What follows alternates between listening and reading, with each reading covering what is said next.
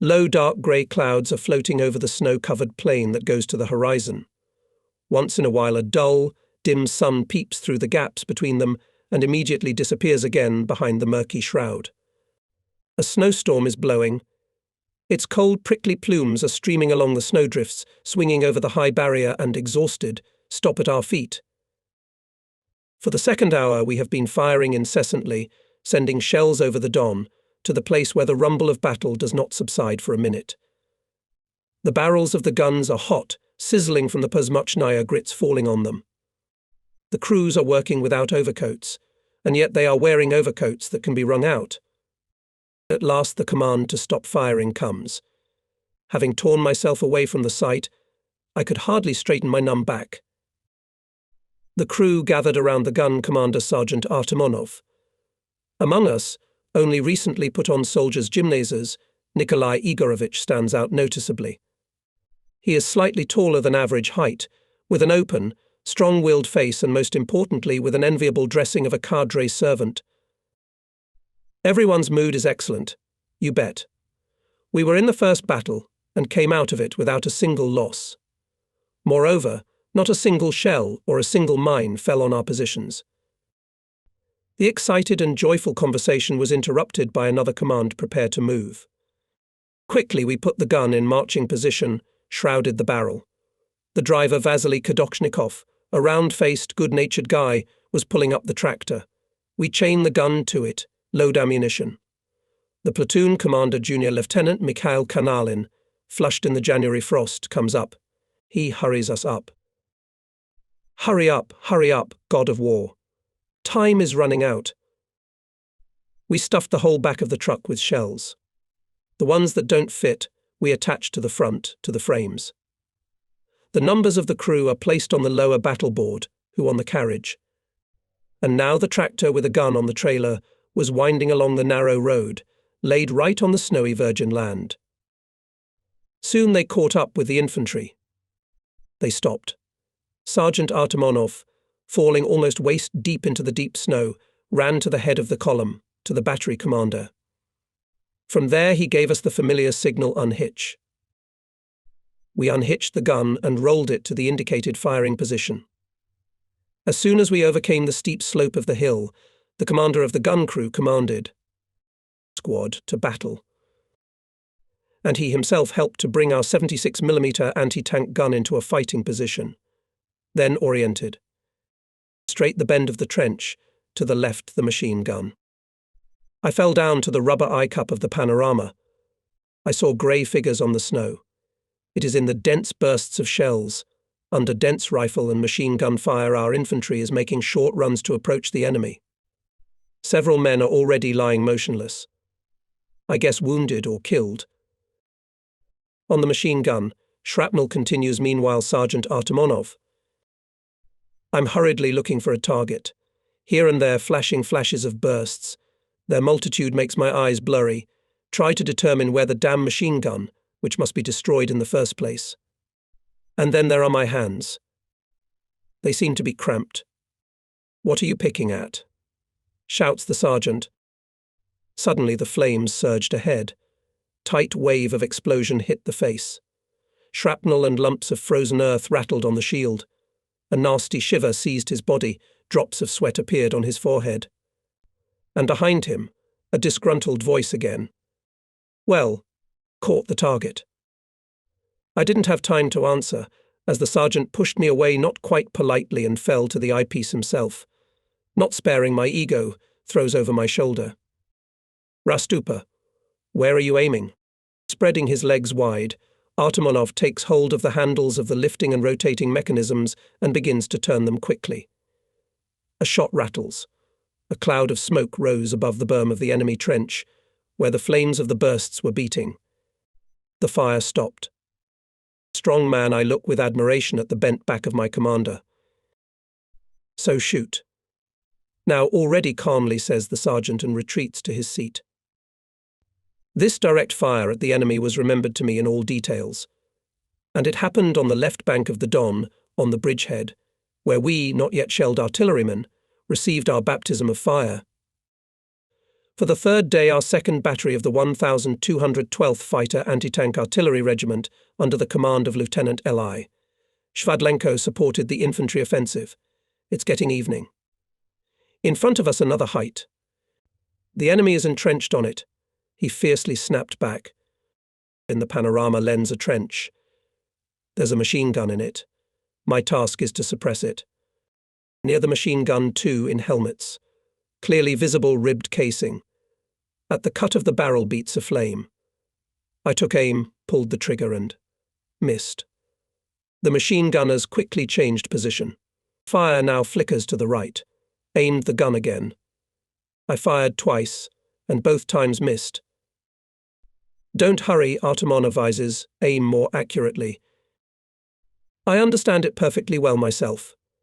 But, while I was making another adjustment, the Nazis had already moved to the third position. I was gripped by this duel, the desire to outwit the enemy at all costs. I threw off my clumsy mittens. The cold metal of the handles burned my fingers, but still it was more comfortable to work this way. And when the fire of the machine gun again scored in the center of the crosshairs of the panorama, he pressed the trigger. Then again. In the thinning smoke of the explosions there appeared a ruptured bumper, a machine gun thrown aside, and a shining helmet on the edge of the crater. Nearby rumbled shots of other guns. The excitement of the battle engulfed me and my comrades. The calculation acts collected and diligently. A characteristic detail, the guys a few days in battle and under enemy fire already behave calmly, confidently. So, the enemy machine gun is destroyed. Our infantry is rising at full height. We hear shouts of hurrah, grenades bursting. Soon the rifle chain hides behind the height, and Junior Lieutenant Kanalin runs up to us. On his skinny, a little cheekbone face there is genuine joy. "Well done, Nosov," he shouts. The praise makes it seem even warmer. It's true that not only I, but the whole squad is to my credit for the accurate shooting. But our platoon commander considers the gunner the main figure. But my fingers are still frozen. I put them to my lips, trying to warm them with my breath. The junior lieutenant, looking at me, resolutely pulls off his gloves. White, made of rabbit down. "Take them," he offers. "My mother knitted them." I am at a loss. Is it comfortable? But the sergeant pushes me in the back. "Take them." I hesitantly accept the gift. I pull on my hands the gloves that keep the lieutenant's warmth. I feel like in a stove in them. Our platoon commander is hot, and sometimes harsh, but fair. Even at the formation we noticed he encouraged the diligent as much as he could, and strictly charged the negligent. And now in the battle another trait of his character, caring. "Roll the gun," soon ordered Sergeant Artemonov. The men of the regiment piled on the wheels, carriage, beds and began to push the gun to a new firing position. They rolled into a gully. It's not so windy here, but the cold is still crazy. It chills to the bone, though we are dressed quite warmly. We are wearing bike underwear, cotton overcoats, felt boots on our feet, ear flaps on our heads, under our helmets. The shell carrier Musa Ismagilov, a very modest and hard-working guy, is turning blue, beating a drum with his teeth. "Maybe I can find shelter there, comrade commander," he suggested to the sergeant, pointing to some hilly slope. Artemonov is also cold. It's understandable the frost spares no one. He agrees. Musa runs straight to the snowy hill, goes around it, and waves his hand vigorously, inviting us. Led by the sergeant, we go down into the German dugout. In the dim light of a hand lamp we look around. On the floor lying chairs, a round ribbed box of gas mask. On the table is a telephone set in a leather case. There's a bed in the corner. "You've made a good job of it." Hasanshin resents. They were probably going to spend the winter. And we just smoked them out. "Let them dance in the cold now," grinned Kashutin. Soon the dugout is packed with so many people that it's impossible to return. Other calculations have arrived. They are looking at the enemy's front, dwelling with interest. They smoke, exchange remarks. One of the soldiers picks up some nickel-plated object from the floor and begins to examine it. There is a pop, like a shot from a toy gun. The inquisitive one cries out, clasps his hand. Blood drips on his overcoat. Dummy. It's good that only 2 fingers were severed, swears Yuri Kozlov. Dressing his wound, he could have been left without a head. At that moment the door of the dugout opened wide. The candle flickered and went out from the cold jet. In the doorway, Junior Lieutenant Kanalin, who authorized to leave the firing lines, he asks imperiously. He waits for a pause, and, having received no answer, he commands get out. Now. Artillerymen reached for the exit. It's not very pleasant to shiver in the cold, but orders are orders. Some of them cursed in their hearts. You can't tell in the dark. The junior lieutenant reacted instantly. Who's too smart? Approach. No one responded. There were no smart guys. Our platoon on the battery, not only respected for his rare diligence and love for his profession, but also feared. Generally available and caring, he at the same time was never with his subordinates for Panibrata. And now, having built a platoon near the tractor, Kanalin began to sharply reprimand us. But he didn't finish. Above the dugout, in which we had just warmed up, rose a column of earth, fire and smoke. Remember this too, the junior lieutenant pointed to a huge smoking crater. If only for another 5 minutes. In a word, not a step without my permission. But where can we get warm, comrade junior lieutenant? Kashutin appealed to him. I'll warm you up, reassured the platoon leader, and ordered to dismantle the tools. We complied with his order. He immediately gave each calculation a task. At the same time he explained. Let's equip the dwelling in a frontline way, dig a snow hole. We worked quickly. In an hour, in a snowdrift, tamped by steppe winds, they dug something like a room. The entrance was covered with a cloak tent. A hole was made in the ceiling, a chimney. They built a small fire. They threw powder and toot into it. It got warm, they even took off their overcoats. Sucking on a cigar, Ismagilov said with approval. Still, our commander is a clever one.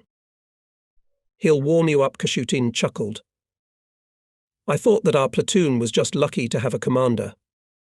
Our offensive seems to have stalled. They say that there are persistent battles in front of Ostrogosh Kerks. They're moving the battery from one section to another, and our calculation left without a tractor. The second night takes a position in the infantry fighting order. It's getting light. The frost is getting worse. We're shivering, huddled closer together. Are you alive, artilleryman? Suddenly someone's cold voice booms basistically. Sergeant Artemonov jumps up. We get up too. We see a group of people a little aside. And at our firing position stands a tall commander in a frost-covered cap and burqa. A Cossack indeed. For the completeness of the picture he only lacks a moustache. There is whitish frost on his thick, long eyelashes. It's a bit cold, Artemonov complained to him. My regiment's kitchen is in the beam. Get your breakfast, refuel and come forward with us, ordered the commander and marched towards the heights. Kasanshin, Kashutin, ordered the sergeant to find the kitchen, to provide the calculation with breakfast. The soldiers rushed to fulfill the order. They came back soon. They were wearing only coats without helmets, in their hands precious bundles. Life to the infantry. The usually reticent Kasanshin tells us in a talkative voice, we have hot food twice and 100 grams per brother. Regularly. But the petty officer, a stingy man, spoiled us. He says you're not ours, and whose are you, comrade sergeant? The question remained unanswered. Shakar, sniffing noisily, unfolded his overcoat, put a helmet with steaming porridge on the shell box. Kashutin next to him put a second one with tea. When both helmets were empty, it became warmer. And then the artillery preparation began. Shells and mines began to burst at the enemy positions. Smoke was billowing over the craters, and lazily rising up, melted in the frosty blue. Soon the rifle chain moved forward. We rolled the gun after it. But here some enemy firing point came to life. Our infantry lay down. The crew prepared to fire. Straight ahead a bush. To the right a bunker. The gun commander oriented me. I found this target quickly. Here it is, a snowy hillock. In the centre the socket embrasure. From there the machine gun is continuously firing. I also notice how several figures separated from the chain. Daredevils crawl to the bunker, leaving behind them in the snow deep furrows. Fire, sounded the command. I pressed the trigger. Smoke and snow dust cover the target, but the Nazi machine gun keeps firing. The sergeant makes a correction. Again I aim carefully. This time the shell hit the top of the hillock, raised a cloud of snow. Why are you smearing? Artemonov was upset. I myself was seized with frustration and anger. I tried to pull myself together, to calm down, and as soon as the smoke cleared, I sent a third shell into the bunker. Right in the embrasure flame flashed. The fire stopped. It would be like that for a long time. The commander of the calculation calmed down. As soon as we destroyed the breach, the Nazis, shooting back, began to retreat. The firing chain got up, moved forward. Falling through the waist in the snow, the calculation also rolled the gun further. Sweat was streaming down our faces, our throats were dry and we were thirsty. It seemed that our strength was running out. And the sergeant kept hurrying. Faster, faster, guys. We're lagging behind the infantry. With great difficulty we overcame a snow-covered field, and then a gully with sparse bushes. At the ascent to the heights we were finally exhausted, and literally on anger alone they managed to move the gun to another firing position. Until evening we advanced together with the infantry, and still we fell behind. We got out on a well-travelled road. We stopped. The usual tension of battle was replaced by deadly fatigue. We couldn't move any further. The same regiment commander who provided us with breakfast in the morning helped us out. Well done, artilleryman, not in vain ate porridge. He praised us, having arrived with his staff. Then he ordered someone take the gun on the trailer. When it got dark, we reached the outskirts of Ostrogozhsk. They stopped at a ruined house. The sergeant sent Alexei Nikiforov to look for the battery. Soon Junior Lieutenant Kanalin came by car and jumped on Artemonov. Where have you been hanging around? I've been on the front line all day, looking for you. We were supporting the infantry. The sergeant replied with dignity. Then it's different, softened platoon. February day, rarely sunny and frosty. Our column, as it was explained to us, is moving in the direction of Belgorod. The road was cleared of snow by the efforts of the local population. To the right and left of it there are 2-meter snowdrifts. Monotonously humming engines of tractors, and snow crunching under the wheels of cars and guns. Suddenly a ringing howl of airplanes breaks into these familiar sounds. In the frosty air there is a deafening crackle of machine gun bursts. The cars stop. Soldiers jump out on the road, dive into snowdrifts. Fascist vultures twice fly over us. Then the rumble of their rumbling goes away. We got off lightly, Alexei Nikiforov says with relief, shaking off the snow from his cotton coat. Very much so, Kashutin agrees with him. It's good that we weren't bombed. Where is Izmagilov? Looking around at all of us, the sergeant asks perplexedly. He must have taken a nap, the driver Kadoknikov jokes nervously. Look for him, Artemonov orders me. Kasanshin and I move to the opposite side of the road. We see Izmagilov in the ditch. His face, which had been swarthy before, is now unbelievably white. On his chest, on the grey cloth of his overcoat, a dark cherry stain has spread. His eyes were open, but lifeless. Shocked by the death of a comrade, we stand, not knowing what to do. Kozlov comes to our rescue. Perhaps among us he is the youngest and the most well-read. That's why the battery commander appointed him temporarily to the post of a medical officer. If necessary, Yura can make a bandage, injection, give a cough pill. And now, having run up to us, he knelt down, took Izmagilov's hand, felt his pulse. And, wrinkling his face as if from a toothache, he said, "That's it. He's gone. Report to the sergeant. I take this opportunity to run away. I can't see the dead." In addition to Ismagilov, there are other casualties in the battery. The driver was killed and 2 numbers wounded, and there's turmoil in the tail of the column. Several cars are on fire. Soldiers are throwing out their belongings. Start it up, a command crawled along the column. Lieutenant Cherdnichenko, the battery commander, is running from car to car. Stops near us, asks hopefully, "Who can drive?" We are silent. In the civilian life, it seems, no one from our calculation was familiar with this technique.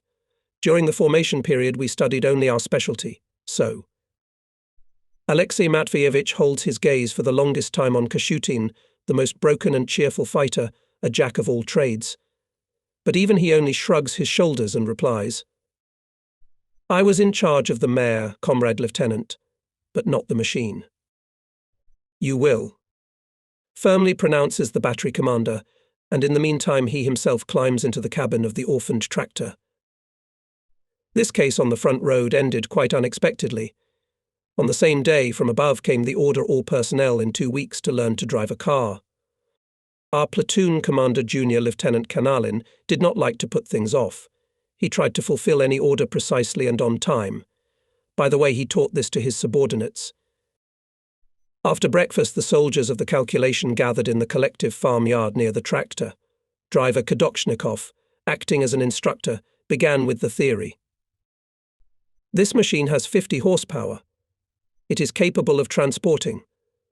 "I matter," Kadoshnikov, Sergeant Artemonov interrupted the driver. "And you, let's get down to business. Show us where to stick what to press, how to steer. That's all. Why hurry?" The driver was surprised. "What if you get hurt in battle?" explained one of the fighters, not quite to the point. "Well, then it's a different matter." The driver was not offended in the least. He climbed into the cabin and began to explain. "We put the key in the lock, turn the ignition by turning to the right, like this. Understand? Start the engine. Is that clear too?" Entering his new role, our driver visibly revived. "To make the car move, you need to press your foot on the clutch pedal 1, then engage first gear 2. He was silent for a moment. Then he continued again. "Now the main thing, smoothly release the clutch pedal and at the same time give the gas. That's all the mechanics. Understand?" "I see." "And how to stop?" Nikiforov asked. "If it runs out of gas, it will stop on its own," grinned Kashutin. Our instructor did not pay the slightest attention to this remark. Pointing with his hands and wielding his foot, he continued to explain. To stop the car, must press the clutch pedal and simultaneously on the brake pedal. Then put the gear lever in neutral. Understand? For about an hour and a half we, of course, superficially familiarized ourselves with the basics of driving a car. After a break, Kadoshnikov suggested to start practical driving. He turned to Artemonov. "Comrade Sergeant, come to the cabin. You, as a commander, should set an example for your subordinates." "Don't command," the gun commander cut him short. "I'll do it myself. Who have we got here is very literate. Nikiforov Hasanshin. Come on, Shakar, show your art." The assistant gunner nimbly climbed into the cabin. The engine started, and suddenly it roared wildly at full speed. The tractor rushed forward, scattered us to the sides. "Stop, stop." "Where are you going?" shouted after Artemonov, shaking his fists. "Gas. Drop the gas, you rascal." Kadoshnikov, rising up, joined him. But of course Kazanshin heard nothing. The roar of the engine drowned out the voices. Meanwhile, the tractor was flying straight at the silo. Everyone fell silent in anxious anticipation. Only Kashutin wheezed. "It will hit no car, no tower." But the tractor suddenly turned to the right and got stuck in a snowdrift. We rushed to it. I wondered what had happened. Artemonov was the last to arrive. He tore open the cab door and said angrily, "Get out, chauffeur. You'll get wise in the kitchen." The pale Hasanshin only smiled stupidly and did not react to his words. "Are you deaf, boy?" The sergeant boiled up. "Who's under orders? Get out." I can't, stammered the soldier, frantically clutching the steering wheel. Kadoshnikov guessed, jumped up on the step, unclenched the numb fingers of the novice driver, rubbed them. As soon as I saw the tower, I forgot everything. Kasanshin justified himself after a minute. I tried to turn aside, and it was coming at me. I didn't know what to do. Only at the very last moment I remembered about the steering wheel. I turned the steering wheel, but lucky me. Otherwise I'd have been smashed to bits. Sergeant Artemonov, having listened to his story, ordered. You, Kadoshnikov, now also sit in the cab. Watch carefully and instruct how to do what to do. Got it? Or someone else will crash and I'll be responsible. February is coming to an end. The battery has been fighting for a month and a half. We've already got used to the inconveniences of front life, forced deprivations. We learned to doze sitting and standing, to build a fire in the snow, to cook food. Every day we gain combat experience, our ideas about the war are expanding. We remembered large population centers Belgorod, Kazakhia Lopan, Bogotov, Grey-Voron. Destroyed cities and corpses of civilians cry out for revenge. We have heard about the barbarity of the fascists on our land. And yet each new atrocity resonates in our hearts with the sharpest pain. That day, overcoming snow drifts, the battery slowly moved forward. Toward evening the column stopped. Lieutenant Chernyshenko, taking out a map, began to consult with our platoon commander about something. While they were talking, the soldiers of the calculation jumped out of the body, began to warm themselves near the radiator. In the evening twilight ahead protruded stove pipes. All that remained of the village unknown to us. 200 meters away from the road there was a dark ditch, some kind of dwelling, some kind of cellar. Yuri Kozlov, now he is a gunner in our squad, takes leave of his sergeant and runs there. Not for the sake of curiosity, of course, but for business, to scout a suitable lodging, and maybe to get some food. The last days are getting tighter with the delivery of food, ammunition and fuel. Kozlov returns even faster. There is no face on him. He is silent for a long time, breathing heavily. Finally he shouts out. Perverts. Beasts. What did they do to the children, babies, the animals, and curses hard. No one pulls him back. Even the commander of the first gun, Sergeant Fyodor Simakov, who organically did not tolerate profanity, also keeps silent. Comrade Sergeant. Finally asked in a pleading tone Kozlov. Look what's there. And pulls Artemonov by the sleeve. Shining a hand flashlight, we went down into the cellar, which apparently served as a dwelling for someone. The greenish light flickers along the walls and the earthen floor. It stops in a corner. There lies a woman with her head crushed and her arms twisted. Next to her are children in their underwear. 3 of them. One beside the other. Babies, 2 to 6 years old. Face down. Blood clots on the whitish backs of their heads. Shot at point-blank range. One of the fighters groans and runs out of the dungeon. The others return grimly, with faces darkened with pain and anger. They climb into the back of the truck. They are silent. The frost is raging, and we're hot. We should hang them. The bastards. Kashutin gritted his teeth, clenching his pudgy fists in rage. Hang them.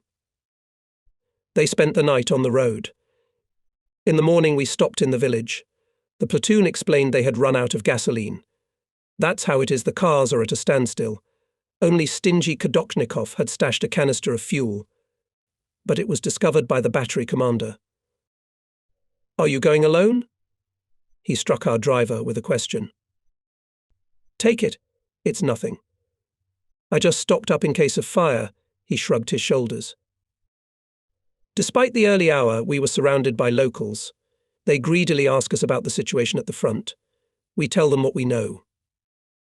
Keep chasing the damned fascists, they ask. To Berlin. And commanders, gathered around our tractor, solve a difficult problem: where to get fuel. Lieutenant Chernyshenko looks at the canister, ponders. I would still have 50 litres, even alcohol. We'd make it. There is alcohol, comrades, commanders, A grandfather suddenly echoed from the crowd. Only it is with fuel oil. It was left by the Germans. By order of the battery commander, the drivers took the empty containers and followed the grandfather. He was not exaggerating. On the outskirts of the village there was a tank half filled with alcohol. Half an hour later the drivers returned.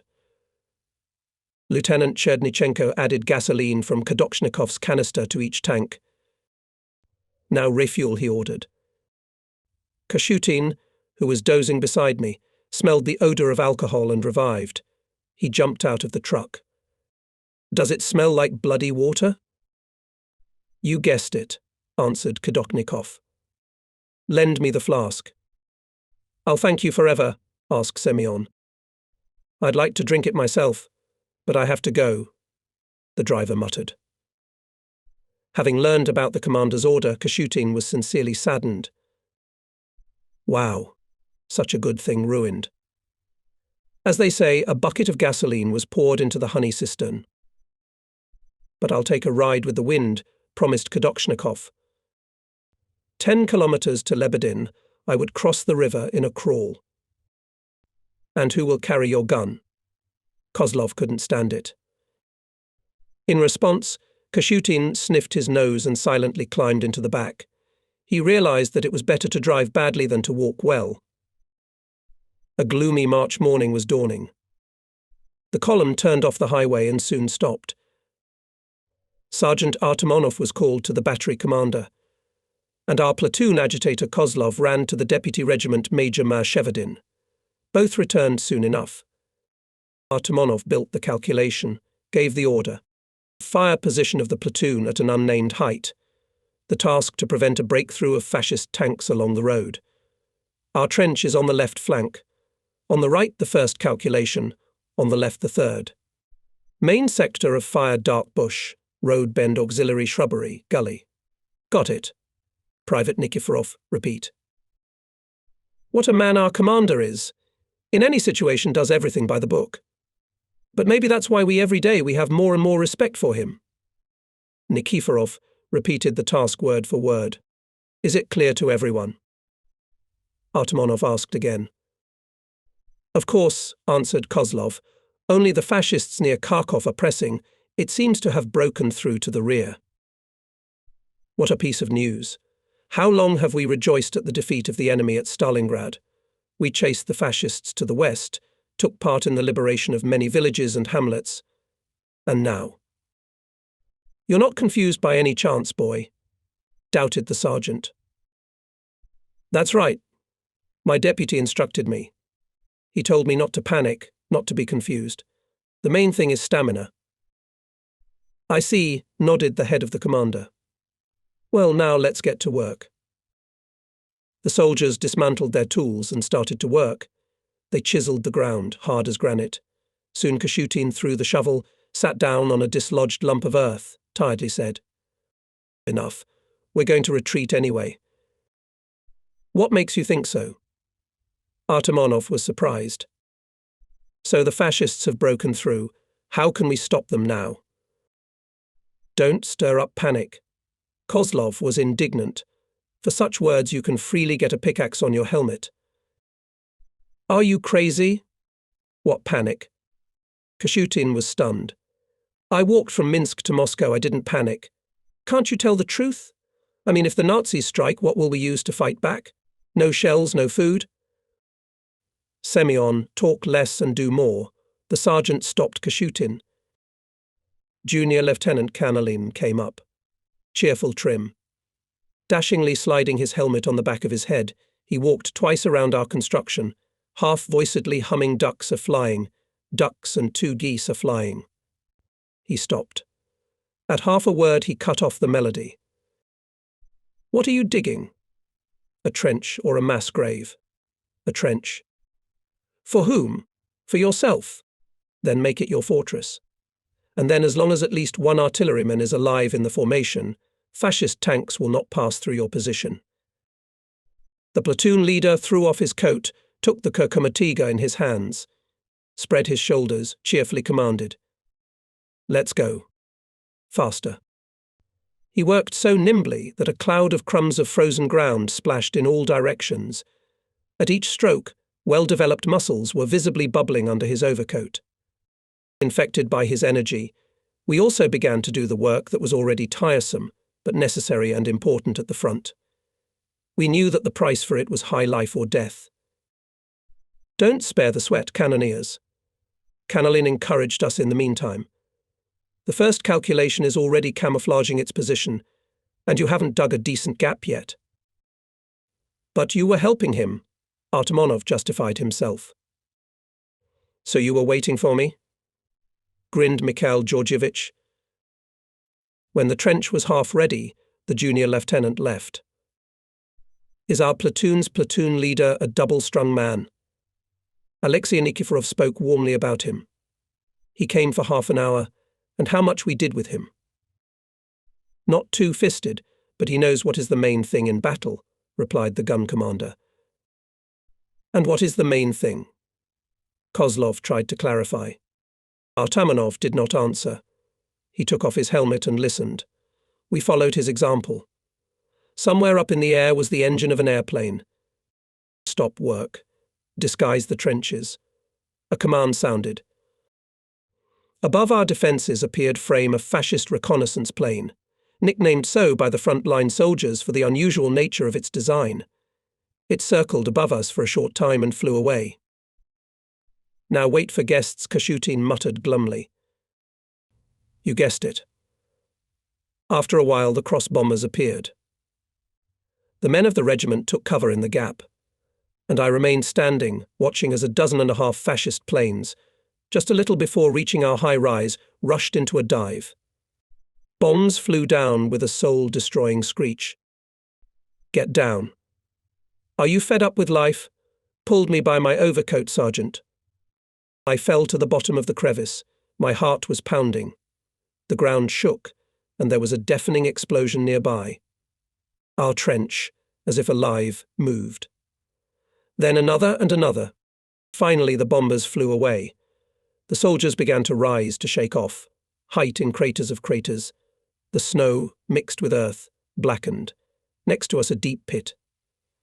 Above it smokes dark, ashy smoke.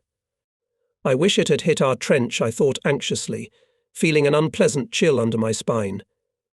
Alive? All right?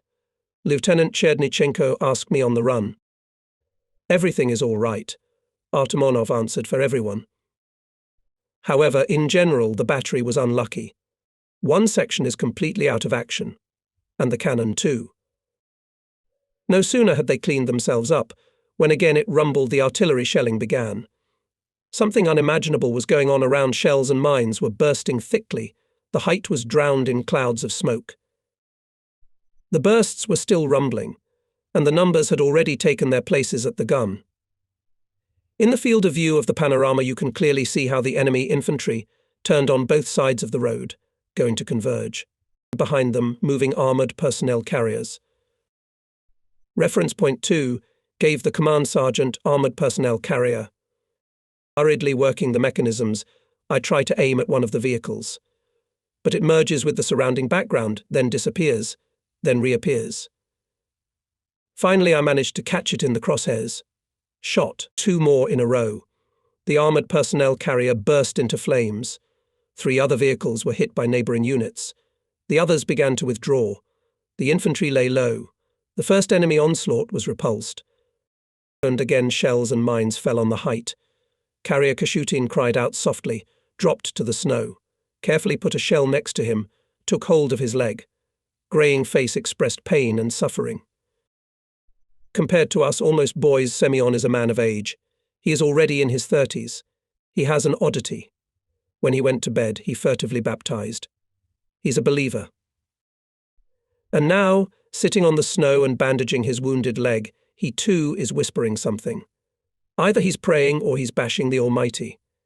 We have already noticed, having seen the horrors of war, Kashutin has recently cooled down considerably to the Lord God. Only we carried the wounded man to the car, as the battery was ordered to change the firing position. At full speed we sped 10 kilometers, drove up to the river. We crossed the bridge to the opposite bank. We stopped on a slope. unchecked the guns, began to prepare new trenches. It was getting evening. A fog hovered over the river, and in this wary silence we suddenly heard a muffled noise of engines. Soon a column appeared on the road, on the other bank motorcycles, tanks, cars, fascists. Lieutenant Chernyshenko went around the calculations, set the task to destroy the bridge. The battery opened fire. They hit the piles. The enemy column began to turn into battle order. Several tanks separated from it. Having overtaken the motorcyclists, they rushed to the bridge. Here already the tracks of the head tank rumbled on the decking. But before our eyes, the middle span of the bridge began to slowly settle. Then it broke apart altogether. The tank collapsed, broke through the ice, and disappeared under water. Others stopped on the shore and fired at our firing positions. That day the enemy failed to force the water barrier. In the middle of the night we were raised by the platoon commander's command. Gun to the front. "Shall we withdraw, Comrade Junior Lieutenant?" Nikiforov inquired. "Things are not good near Bogokov," Kanalin briefly explained. By his worried face, our hasty gathering, finally, even by the fact that we were leaving another favourable frontier, it was easy to guess that there was really trouble at the front. We went on our way. In the morning we caught up with a small column of infantry. We stopped. Lieutenant Chernyshenko consulted with its commander about something. 3 men approached our car. We squeezed, put the infantrymen on the boxes with shells. Their faces darkened from fatigue. Their overcoats were dirty. On their feet, not in season, felt boots thawed in the daytime. There was mud on the roads. We began to look for fellow countrymen. There were none. "Would you like something to chew on?" The cheekbone soldier asked incredulously. "It's the 3rd day on starvation rations." "Friendship is friendship, but breadcrumbs apart," muttered our new shell carrier Shutov. "Don't be greedy, give him a treat," ordered Artemonov. Shutov, frowning unhappily, untied a common duffel bag with food, gave each infantryman a couple of breadcrumbs and a large piece of sugar. A broad-chested sergeant with a bandaged head, chewing on a breadcrumb with a bit of soot, envied him. "Artillerymen are fine, they march on wheels all the time. But what's it like for us? During the night you get so worn out that your heels burn." We kept silent. Each of us sincerely sympathized with our fighting comrades, humble toilers of the war. After all, in any battle you feel much more confident when you see infantrymen beside you. You know that they will not leave you in trouble. And we, artillerymen, were always ready to come to their aid. At dawn we passed Bogokov, then a big village. It was especially memorable Krasino. On its outskirts we left infantrymen. And we turned off the highway and drove along a country road. They came to the crest of some hillside. Here we unhitched the guns. "Quickly prepare the trenches," Junior Lieutenant Kanalin hurried us. But we still did not have time to equip our positions.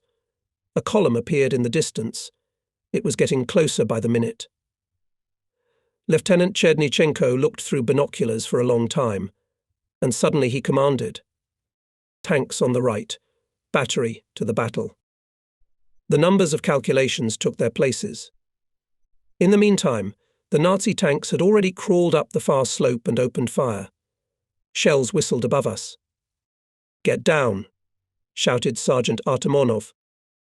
He himself continued to stay to the right of the gun, watching the enemy. Suddenly an explosion rumbled right in front of him. The sergeant fell down, bleeding. We rushed to him. But Artemonov stopped us. "Squad, to the gun. Don't let the tanks through." It was the last order of our commander, and we fulfilled it, went back to the gun. The tanks were approaching, but soon, having lost one car, the fascists withdrew behind the ridge, and there, under its cover, began to go around the ravine to attack us from the flank. 7 armoured monsters rushed to the position of the first calculation, led by Senior Sergeant Fedor Simakov. The artillerymen courageously entered the unequal fight. The first tank caught fire, but the calculation also suffered losses. 1 soldier was killed, and 2 others were wounded. The gun commander himself stood at the site. He stopped the second tank with an accurate shot, and then the explosion threw the senior sergeant away from the gun, covered with earth. When he woke up, he rushed to the gun again and fired. One more car went up in flames. The others began to withdraw. Here, near Crisino, our pupil, and now the gunner of another calculation, Shakar Hasanshin, distinguished himself. Already at the very beginning of the battle he was wounded, but continued to fire. A shell exploded nearby. Shakar was wounded again. Other numbers of the calculation also dropped out of formation. And then, overcoming the hellish pain, Hasanshin himself loaded the gun, took aim and fired. The tank, which had broken forward, stopped, then went up in smoke. The other two, shooting back, moved away. In the battle near Crisino we destroyed 10 enemy vehicles, but we also suffered heavy losses. Only 2 serviceable guns were left in the battery. Several days in a row we withdrew. At night we made a march, and in the morning at a favourable line of defence, repelled enemy attacks. In the evening we again folded up and again withdrew. The mood of those days is difficult to convey in words. I know from myself that there is perhaps nothing more bitter than to leave the native land that we had just conquered from the enemy. At dawn we reached the outskirts of a large village. Its name was etched in my memory, Cherkaskoy. They began to equip a position in the vegetable garden. From the experience and fatigue I felt dizzy and sleepy. I sat down on the frame, and as if fell into the abyss. Junior Lieutenant Kanalin woke me up. He pointed with his hand at the distant hillside, bare of snow. Nazi tanks were crawling up it. The muffled murmur of their engines was already heard. From gun to gun walked the regiment commander. Tall, trim. Calm voice encouraged the few calculations. Fire more accurately. Save shells. Major Nikulin, a man rarely demanding. I remember even in the period of formation with him I had one unpleasant incident. Then, busy equipping a machine gun disc, I did not pay attention to those who entered the house, where our calculation. Besides, the case was not going well. I was nervous. "What are you doing, comrade fighter?" I heard from behind. "Can't you see, can't you?" I answered unfriendly, without turning around. "Stand up," followed by an imperious shout. "The cartridges will scatter," for bickering 2 detachments out of turn. The major determined the measure of punishment. From that time the regiment commander obviously remembered me, for when I met him he would always ask, "Well, what will make you happy, Godson?" And now, stopping near our gun, he asked, "How's your mood, Nosov?" "Cheerful," I answered. "Do you know the task?" "One task, Comrade Major, to beat the enemy." "Remember that much depends on the gunner," said the regiment commander. He stopped and suddenly added, "Take care of yourself." Meanwhile, the tanks took the battle order and opened fire. The first shell knocked out the calculation of the neighbouring gun, mangled the cannon. At that time a liaison came running from the regiment commander and passed the order to gather the artillerymen who were left without guns and to take defence with them on the outskirts of the village. This task was entrusted to our platoon commander. About the only gun of the battery remained me and Lieutenant Chernyshenko, and in the shelter behind the barn was in the tractor driver Kadoshnikov. Kozlov, Nikiforov and Shutov also left with the junior lieutenant. Fortunately, the fascist tanks did not risk to attack us through the ravine and turned back. The roar of their engines gradually quieted down, getting farther away, but on the opposite outskirts of the village suddenly broke out a desperate shelling. "Call a tractor," ordered Chernyshenko. I rushed to where the car was parked, called Kadoshnikov. For some reason he was silent. The battery commander ran up to me, shouted, "Kadoshnikov, start." Again silence. Then Chernyshenko tore the door of the cabin. The chauffeur slowly fell at his feet. A pale, waxy face distorted by a grimace of frozen pain caught his eye. We carried the dead driver to the back of the truck. I got behind the wheel, brought the tractor to the firing position. Together with the lieutenant we hitched up the gun and raced down the street. Behind the village there was a battle. A dozen tanks attacked the positions of our infantry. We turned the gun around. Lieutenant Chernyshenko stood behind the gunner. He fired twice. One car went up in flames. I fired 3 more shots. We ran out of shells. My battery commander with trembling hands pulled out a tiny cigarette butt from behind the lapel of his ear flap. He lit it, took 2 greedy puffs, handed it to me. "That's it, Nosov. The ball is over. But we'll be back here again," he promised firmly.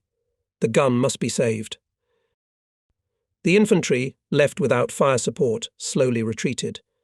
I rushed to the tractor, but it was already on fire, hit by an enemy shell. The situation was critical. However, the lieutenant even here did not lose his presence of mind. He went around the gun, for some reason stroked it on the carriage, and ordered in a trembling voice, "Give me a grenade." He took a lemonade from my hands, inserted the fuse and shoved the grenade into the barrel. There was an explosion. After that we took out the bolt, seized the panorama and began to withdraw together with the infantrymen.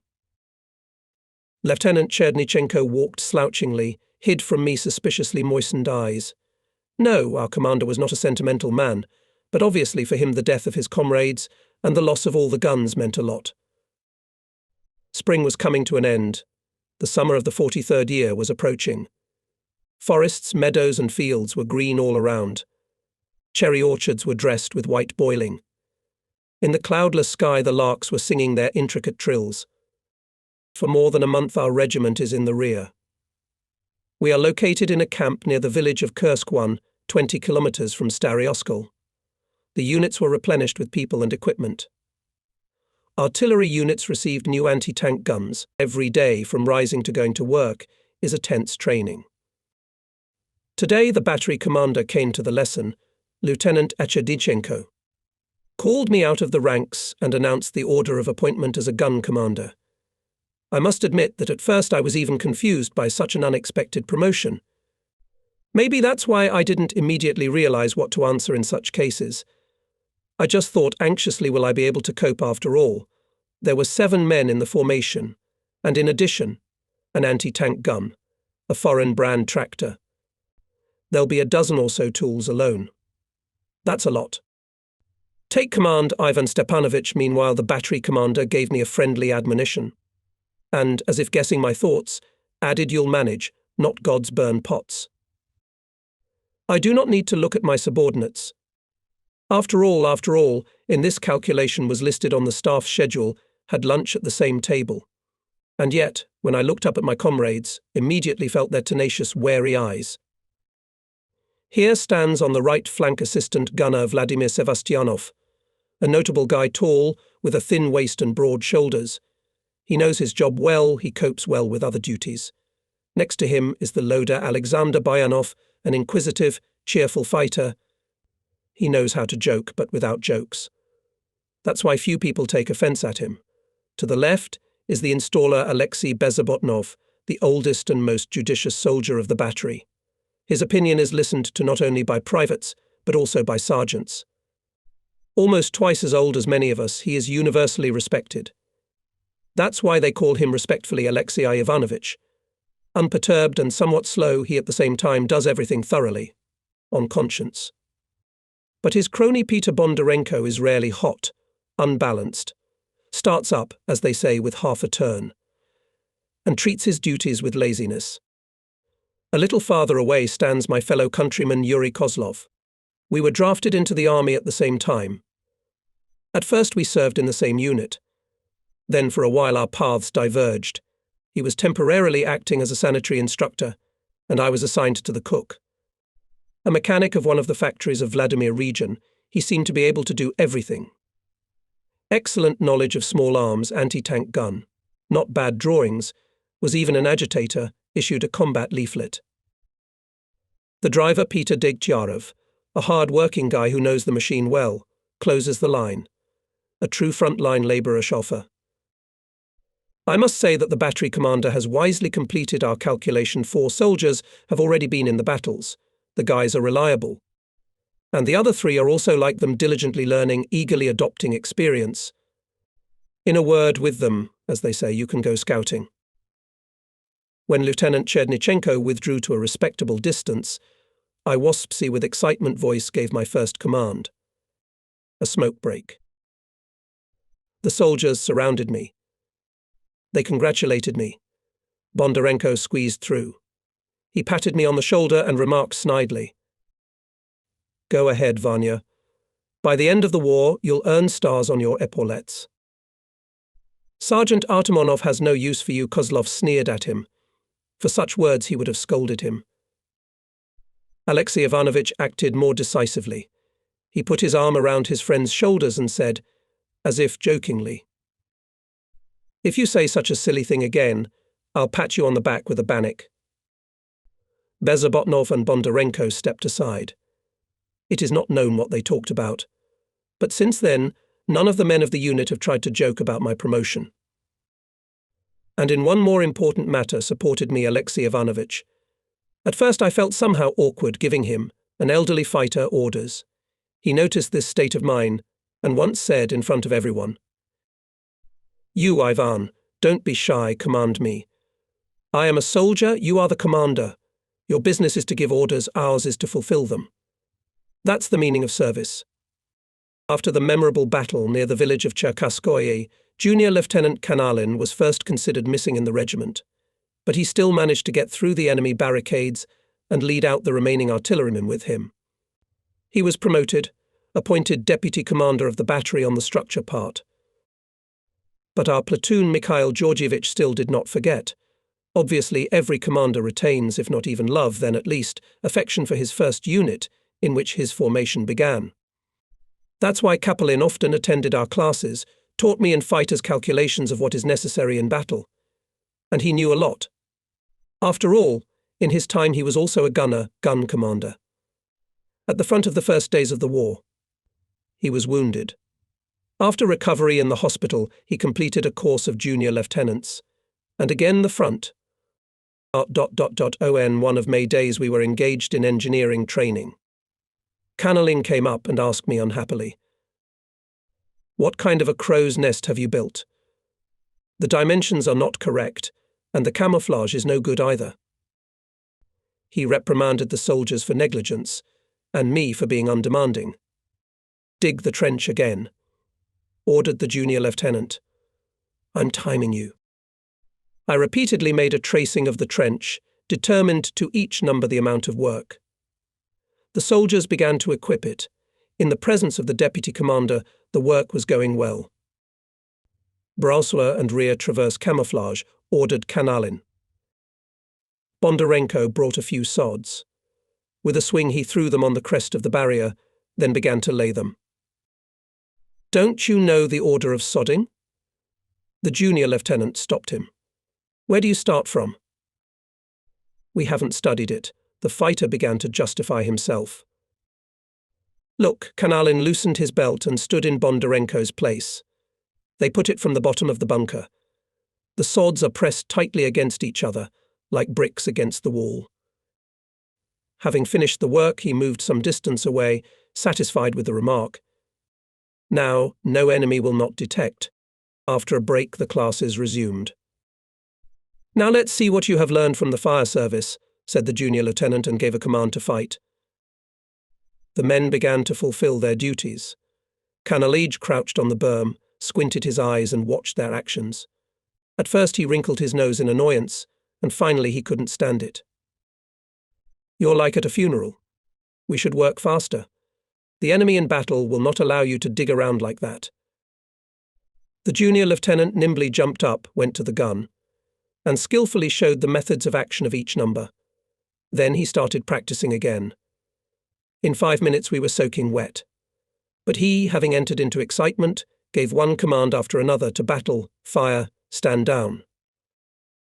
When, in his opinion, the soldiers began to fulfill their functions more or less tolerably, he ordered, "Fire position in front. Roll the gun." We rolled the anti-tank gun to the verdant heights, and then a bird fluttered out from under our feet. Sevastianov bent under the undercarriage and exclaimed in surprise, "What an accident! Wow!" There was a nest in a deep horse track.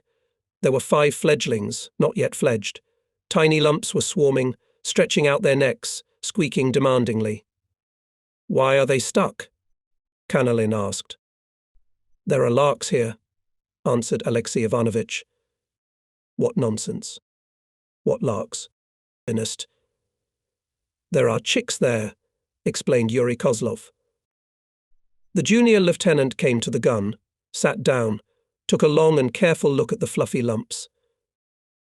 "Move to the right," he finally said, and added, "How many nests, be she evil, has the warrior ruined?"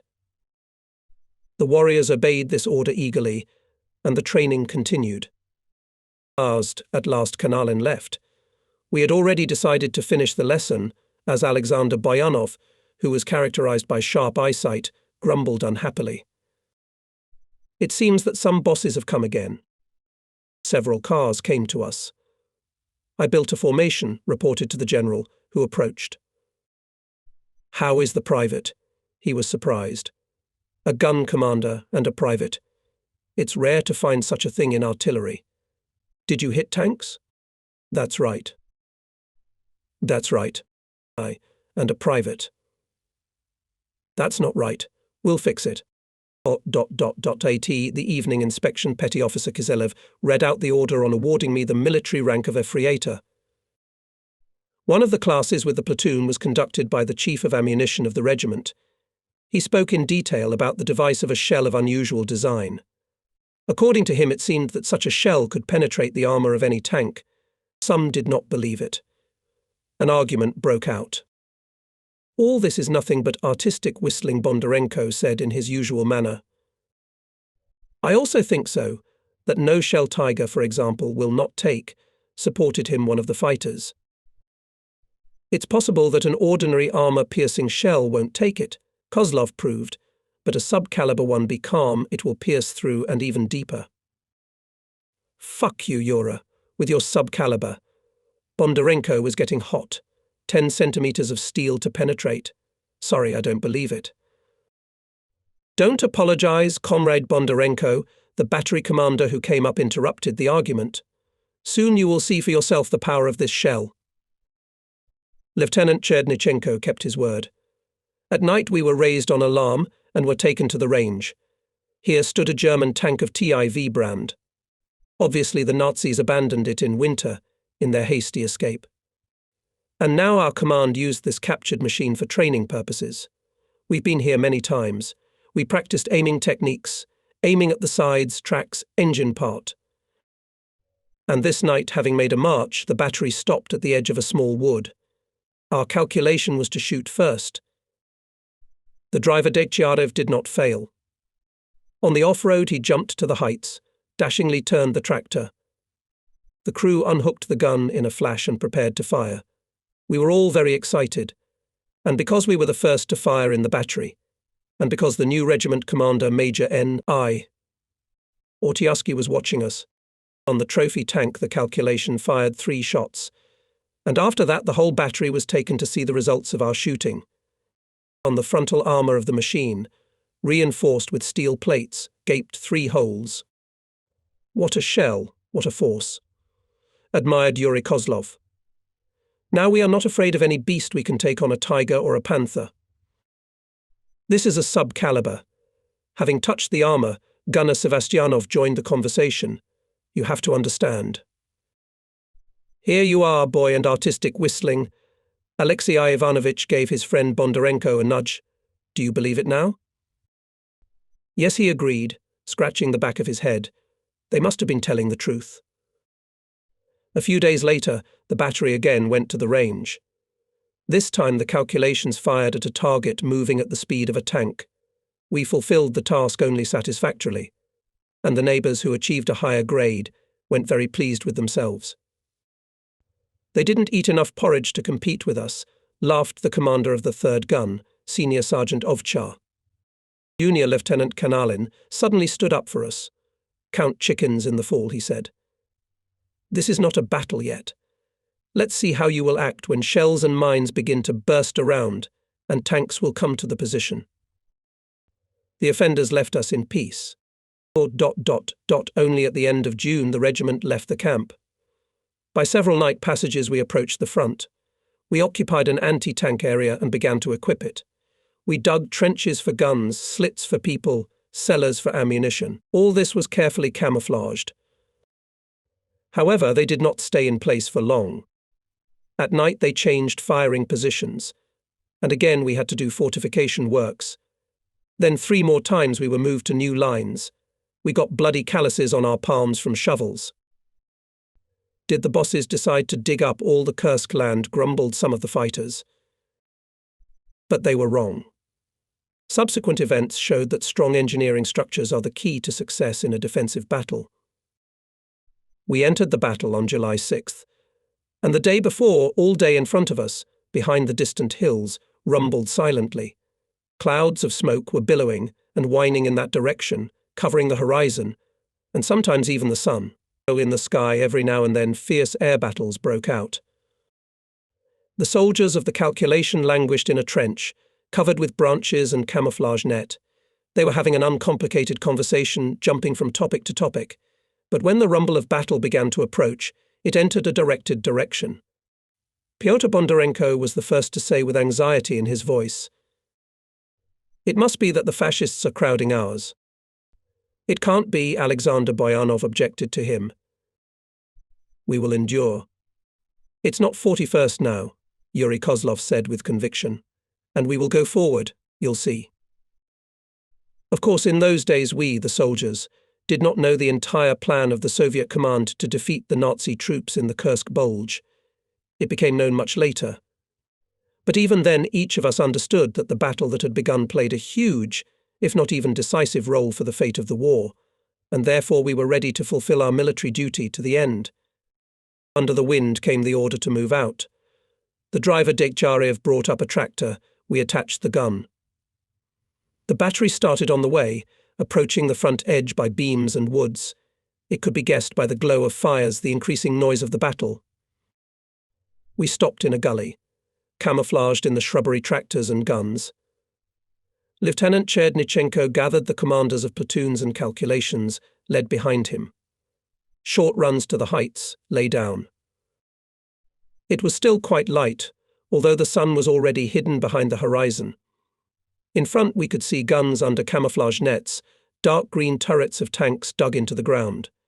Faintly darkened twists of 2 trenches quite skillfully inscribed in the terrain. The battery commander pointed out our landmarks and gave us a combat order. From it became known that the enemy did cut into our defence. Therefore we had to urgently take up firing positions in an important, tank-dangerous direction. Having returned, we got down to business. The calculations worked quickly and silently, realizing that time was running out. And yet the platoon commander, Junior Lieutenant Miniev, was hurrying up.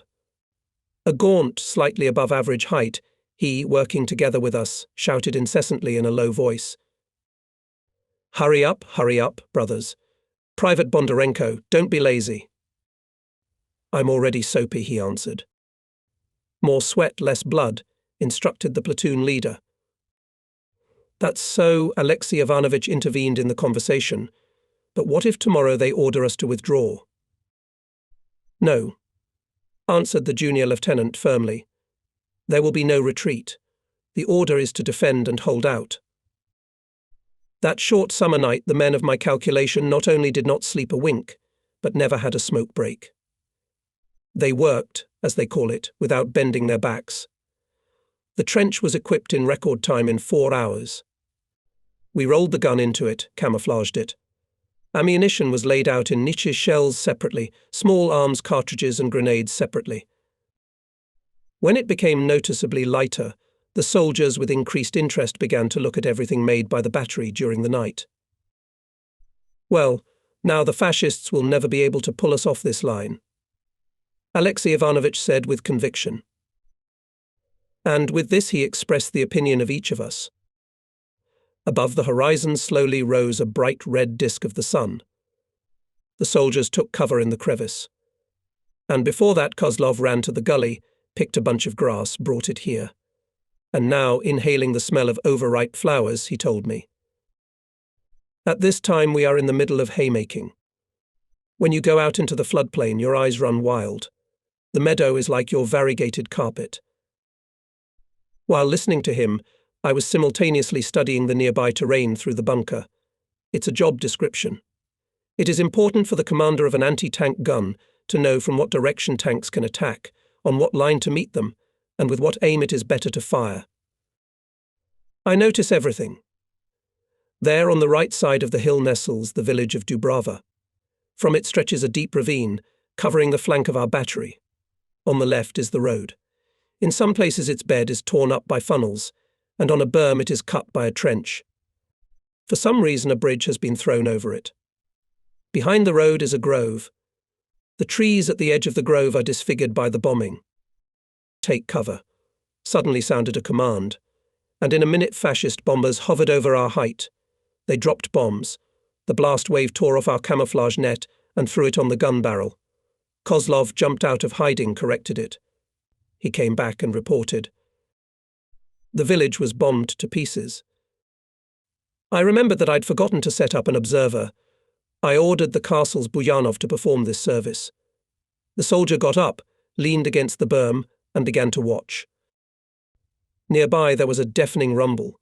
Sand and clods of earth fell on us. My head rang.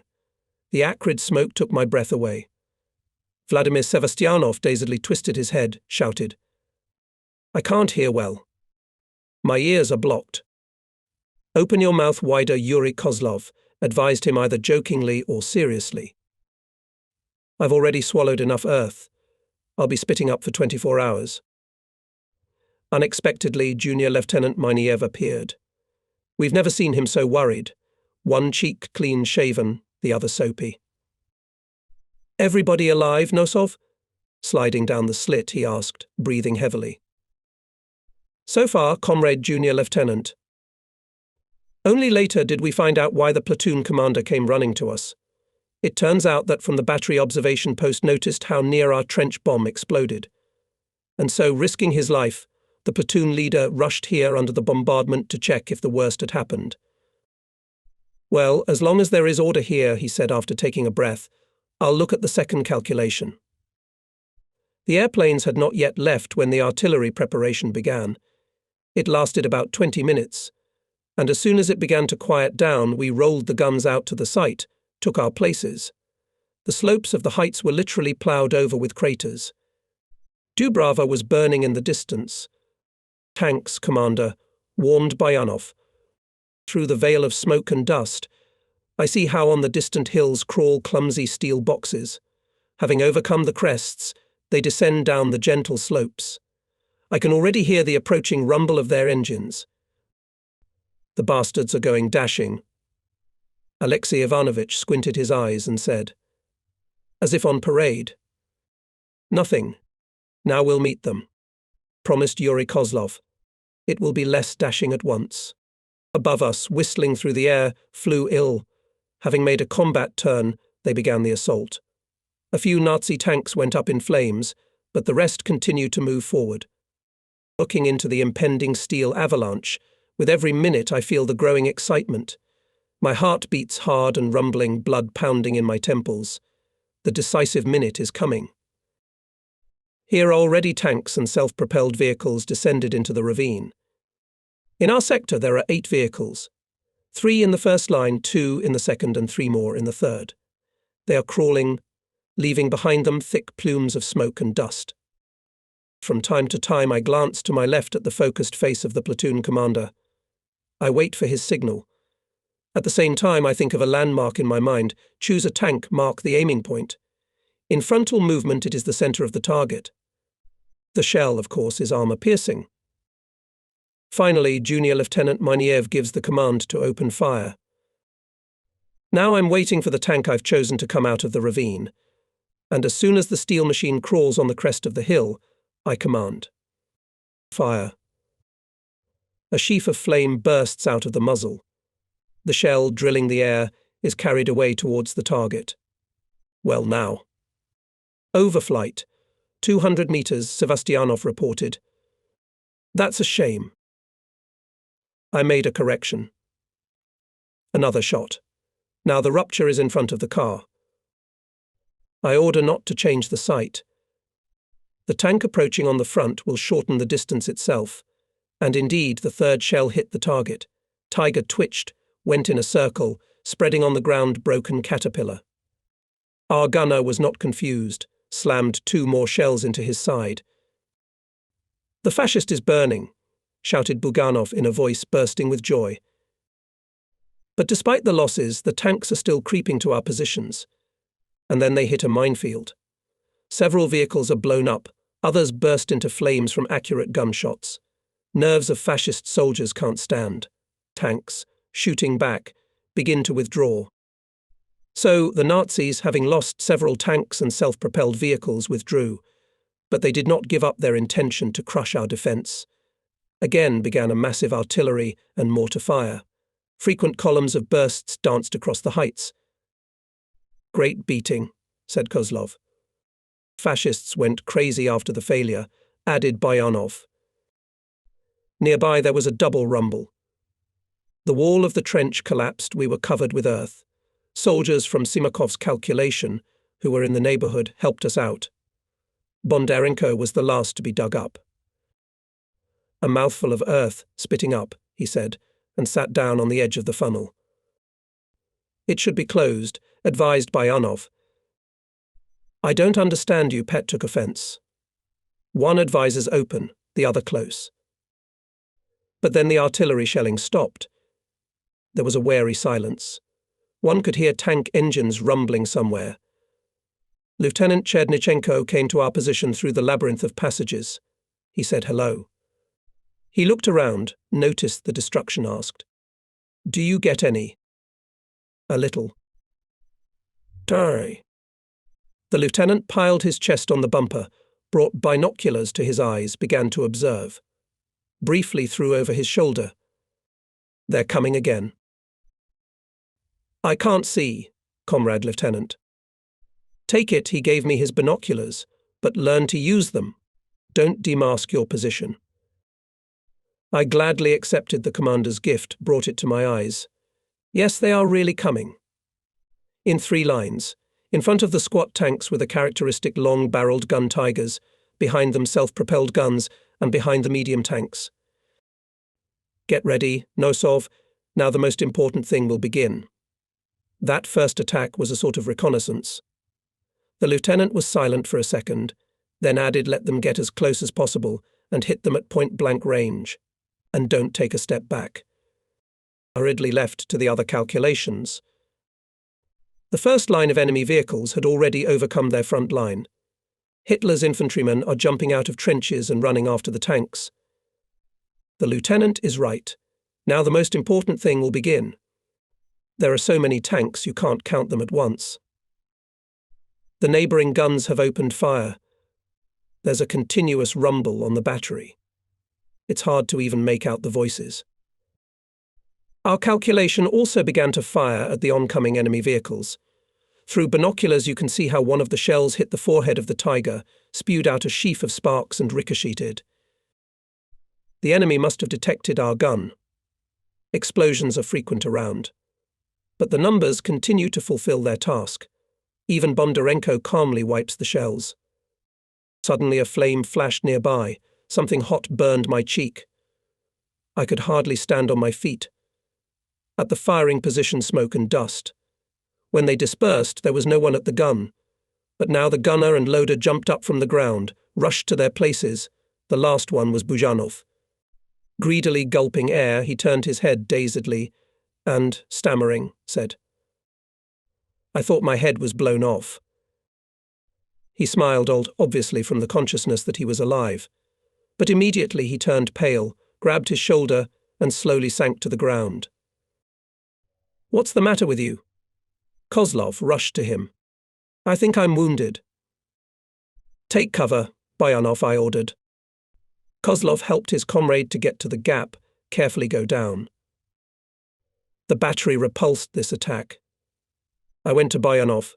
The soldier was sitting at the bottom of the trench, leaning with his back against the wall. Pale, gaunt. The battery instructor was busy around him. Having finished bandaging him, he looked at me carefully and asked me sympathetically, "Does it hurt, Nosov?" "What hurts?" The wound on your face. Only then I remembered about the burn during the shelling and touched my cheek. There was blood on my fingers. So it really scratched. Kiselev immediately treated the wound, put a band-aid on it. Promised. It'll heal before the wedding. Of course it will heal. It's not much of a wound, more like a scratch. But Bujanov will have to be sent to the rear. It's a pity to lose such an assistant gunner, but what can you do? He's got to heal. But we didn't have time to send Bujanov back. Enemy aviation struck again. Then the shelling began. Then the enemy tanks and infantry attacked for the third time. Time seemed to stop for us. The battle was hushed, then flared up with a new force. The continuous rumbling made my ears ring and my head ached. My throat was dry and I was very thirsty. We repulsed another, I think the fourth attack. After waiting for the rebound, Kozlov took off his helmet and stretched out right by the gun. Sevastyanov was next to him. "Don't brag," Bezobotnov shouted to them. "You'd better get into the gap with us, or you'll be in for a surprise." They followed his advice. Sevastyanov, nodding his head in the direction of the enemy, said with evident surprise, "Look, Commander, we his tanks already 12.5 pounded, and he is still climbing. And where did he get so much equipment?" "All of Europe robbed," preempted my answer, Kozlov, "so there is nothing to be surprised. This metal could be melted down into tractors." Hiding a cigarette in his fist, Alexey Ivanovich said, "It would be a great help to the collective farms." Someone looked at him in surprise. "Are you by any chance the one?" Bondarenko asked, making a characteristic gesture with his finger near his temple. "There is so much going on here, and he's talking about tractors." "I am in good health." "By the way, each of us should look ahead," answered the loader. "The war will be over. We'll have to start a lot of things from scratch." "It is still a long way off. First we have to defeat the fascists." Bondarenko did not give up. "Comrade Sergeant," Sevastyanov suddenly appealed, "can we change the firing position?" "Where else?" "Over there behind that tank," the gunner showed, standing up. 200 meters away from our trench, the enemy vehicle, hit during the reflection of the last attack, was still burning. Thick black smoke from it, billowing, flowed on the ground. Behind this veil, of course, it would be difficult for the enemy to detect us. Convenient cover supported the gunner, Alexey Ivanovich. The temptation was indeed great. I thought, why not take the initiative? Besides, our trench is no longer a shelter. The gun emplacement and slits were half covered with earth. The birch block was scattered in many places during bombing. And there. The fascists wouldn't hit their tank. They wouldn't even think of it. I made up my mind. At my command, the crew quickly rolled the gun to a new position. And then the platoon commander, Junior Lieutenant Miniev, appeared from nowhere. He positioned himself next to me in the funnel and asked, "Who guessed?" "Sevastyanov." "That's good." "Do." And I confess, I was expecting a scolding from him for self-rule. Then we endured another fierce bombardment and no less fierce artillery raid. And the fifth attack of the day began. I see 3 tanks moving on the gun of Senior Sergeant Ovchar at once. He shot down one machine, but the enemy was not left in debt, took out half of the calculation. And now the 2 remaining tanks are quickly going to his firing position. The head one is very close. The barrel of its gun, with a thickened muzzle brake at the end, turns threateningly. A few more moments, and the multi-ton Tiger will roll up on the trench. Into his side, I suggested to the gunner. Sevastyanov merged exactly with the gun. A second passes, a second. A shot. Tongues of flame danced on the armor of the enemy machine. It's burning. The third Tiger at that time abruptly turned around and rushed at us. I can see how its wide tracks are crushing bushes, grass crashing into the ground. It is already 20 meters away from us, no more than 20 meters. Sevastyanov fires, but the shell only sparks on the frontal armor. The Tiger's cannon also spits out fire. Fortunately, the shell, drilling the air, whistled above us. Now only moments decide our fate. If we don't have time to shoot again, it's the end. One of our neighbors is ahead of us. A shot in the side with a sub-caliber shell stops the tank. It is smoky. Calmed down, exhaled Alexei Ivanovich, and with the back of his hand wiped off the sweat from his face. Yes, indeed, in battle everything is decided by seconds. In the second half of the day, the situation became sharply more complicated.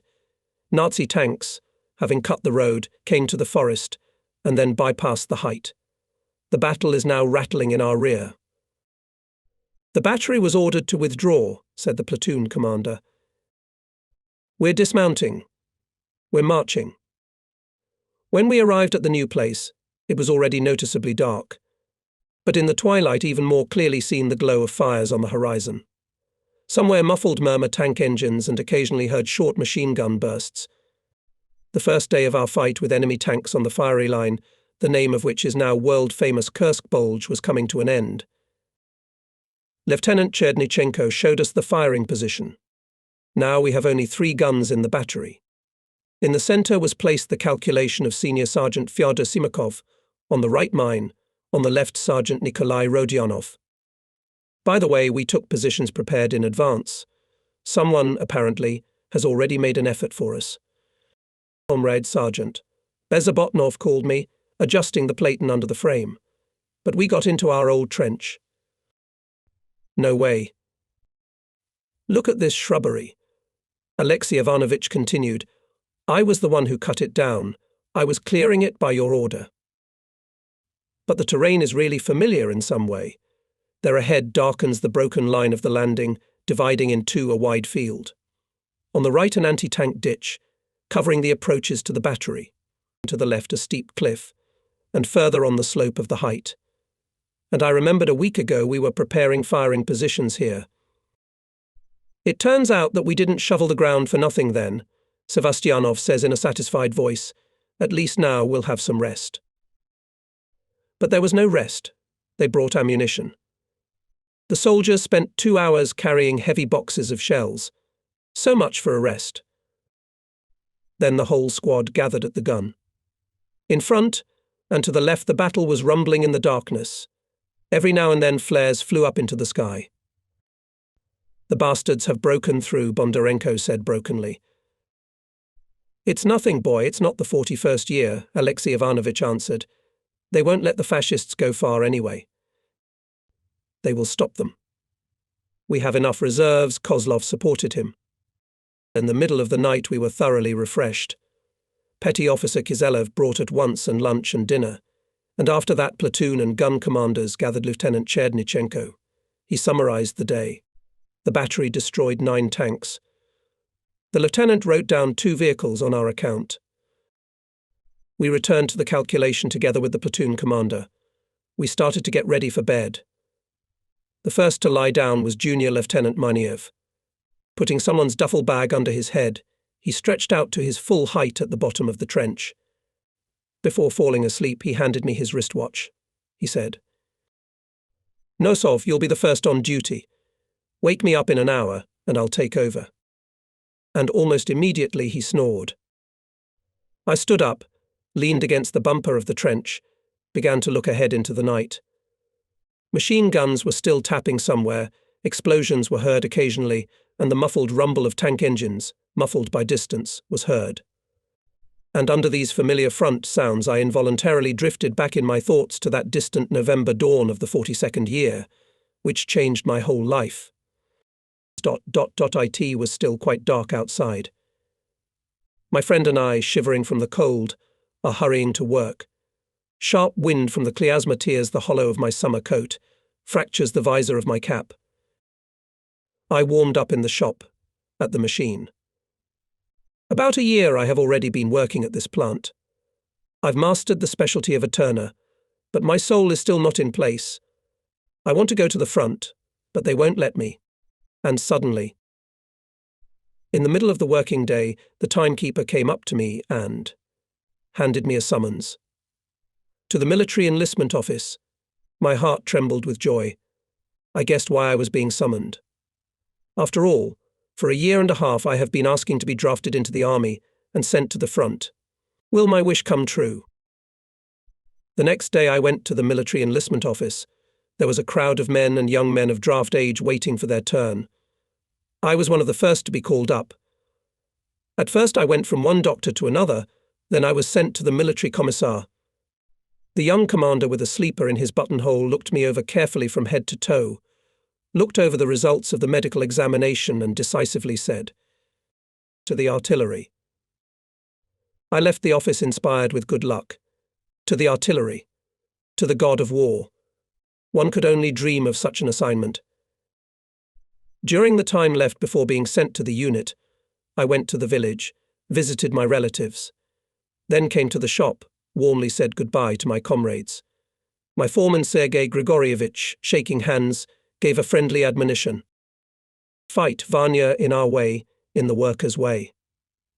In a word, don't be an asshole. ... I in the morning. Ahead, behind the distant heights, broke out frequent artillery and rifle and machine gun fire. The rumble of tank engines began to approach. "It's starting again," Bezobotnov said, wiping his inflamed eyes. Yesterday Alexei Ivanovich had been concussed, and now he limps a little and occasionally jerks his head. But he stubbornly refuses to leave his position. On all my insistent requests to go to the medical center, he answers, "I'll heal faster with the guys." "The bastards are pushing him," Vladimir Sevastyanov added. "He is wounded." He presses his bandaged hand to his chest, but like Bezobotnov, he doesn't want to go to the rear. Frankly speaking, in my heart I'm even glad of it. Sevastyanov is an excellent gunner, you can't go to waste with him. Yesterday he proved it by shooting down 2 tigers. The men of the squad are still sitting in the gap on empty shell boxes. Calm, focused. During the night they slept a little. A short rest has noticeably restored their strength. "They are rushing to a Boyan," Kozlov suggested. "Nothing. They will soon slow down," Alexei Ivanovich said with conviction. Meanwhile, the rumble of battle was getting closer by the minute.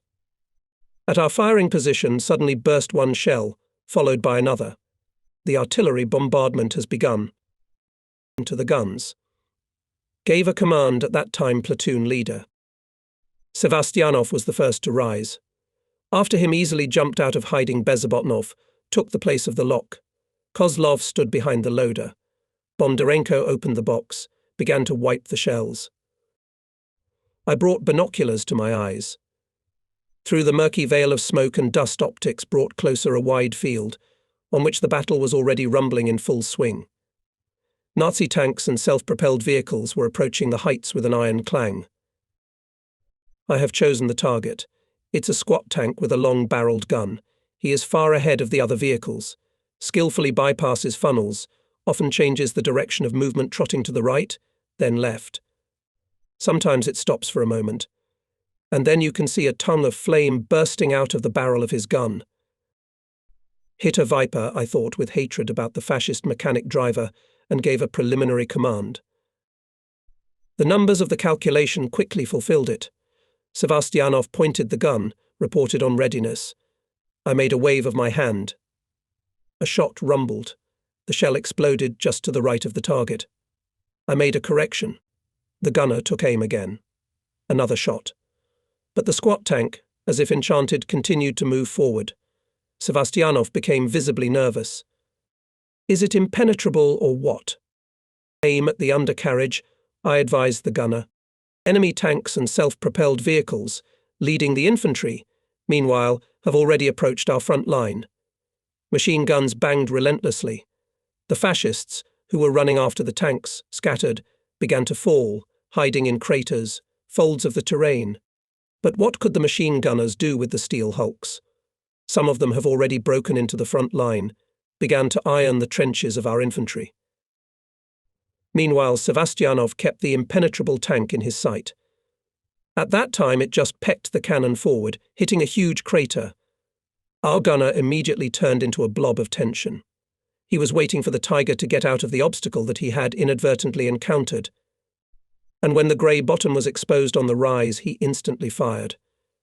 The tank froze for a moment, then rolled back into the funnel and smoked. "So them, the bastards," shouted Kozlov, giving another shell. The battle began to take an undesirable turn for the Hitlerites. Only in our sector of fire 4 enemy vehicles were already burning. Finally, the rest of the tanks could not stand it and turned back. "Stop firing." Lieutenant Chernyshenko commanded.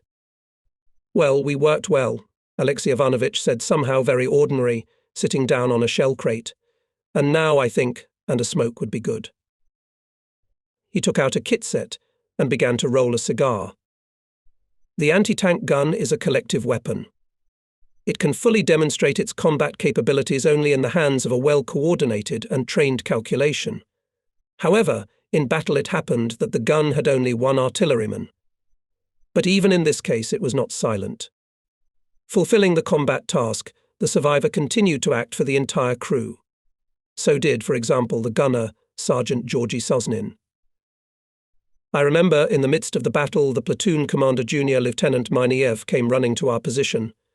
Heavily translating his breath, he ordered, "Nosov, urgently allocate 2 men with me." The second calculation was cleanly put down. Bezabotnov, Bondarenko.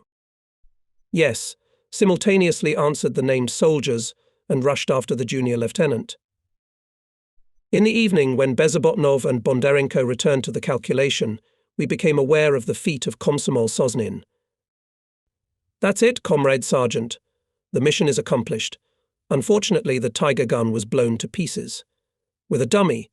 It was a miracle that Pyotr and I survived," Alexei Ivanovich reported, wiping his wet forehead. The junior lieutenant was concussed, he couldn't speak. They took him to the Sanbat. He stopped and finished with admiration, and Georgy Sosnin did well.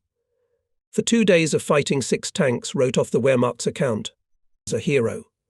He burned the last Tiger alone. All wounded, but he didn't leave the gun. Only now they've sent him to the rear. Will they cure him? Sure. He should be back in a couple months. They'll fix it up, it'll be as good as new. After that, the details came out. On the first day of the battle, Sosnin's gunnery crew shot down 3 tanks, and the artillerymen were no less courageous the next day. Their gun was on the left flank of the battery, where the fascists directed their main blow. Here they managed to come closest to our firing positions. In the first hours of the battle, the calculation burned the Tiger, but the artillerymen also suffered losses.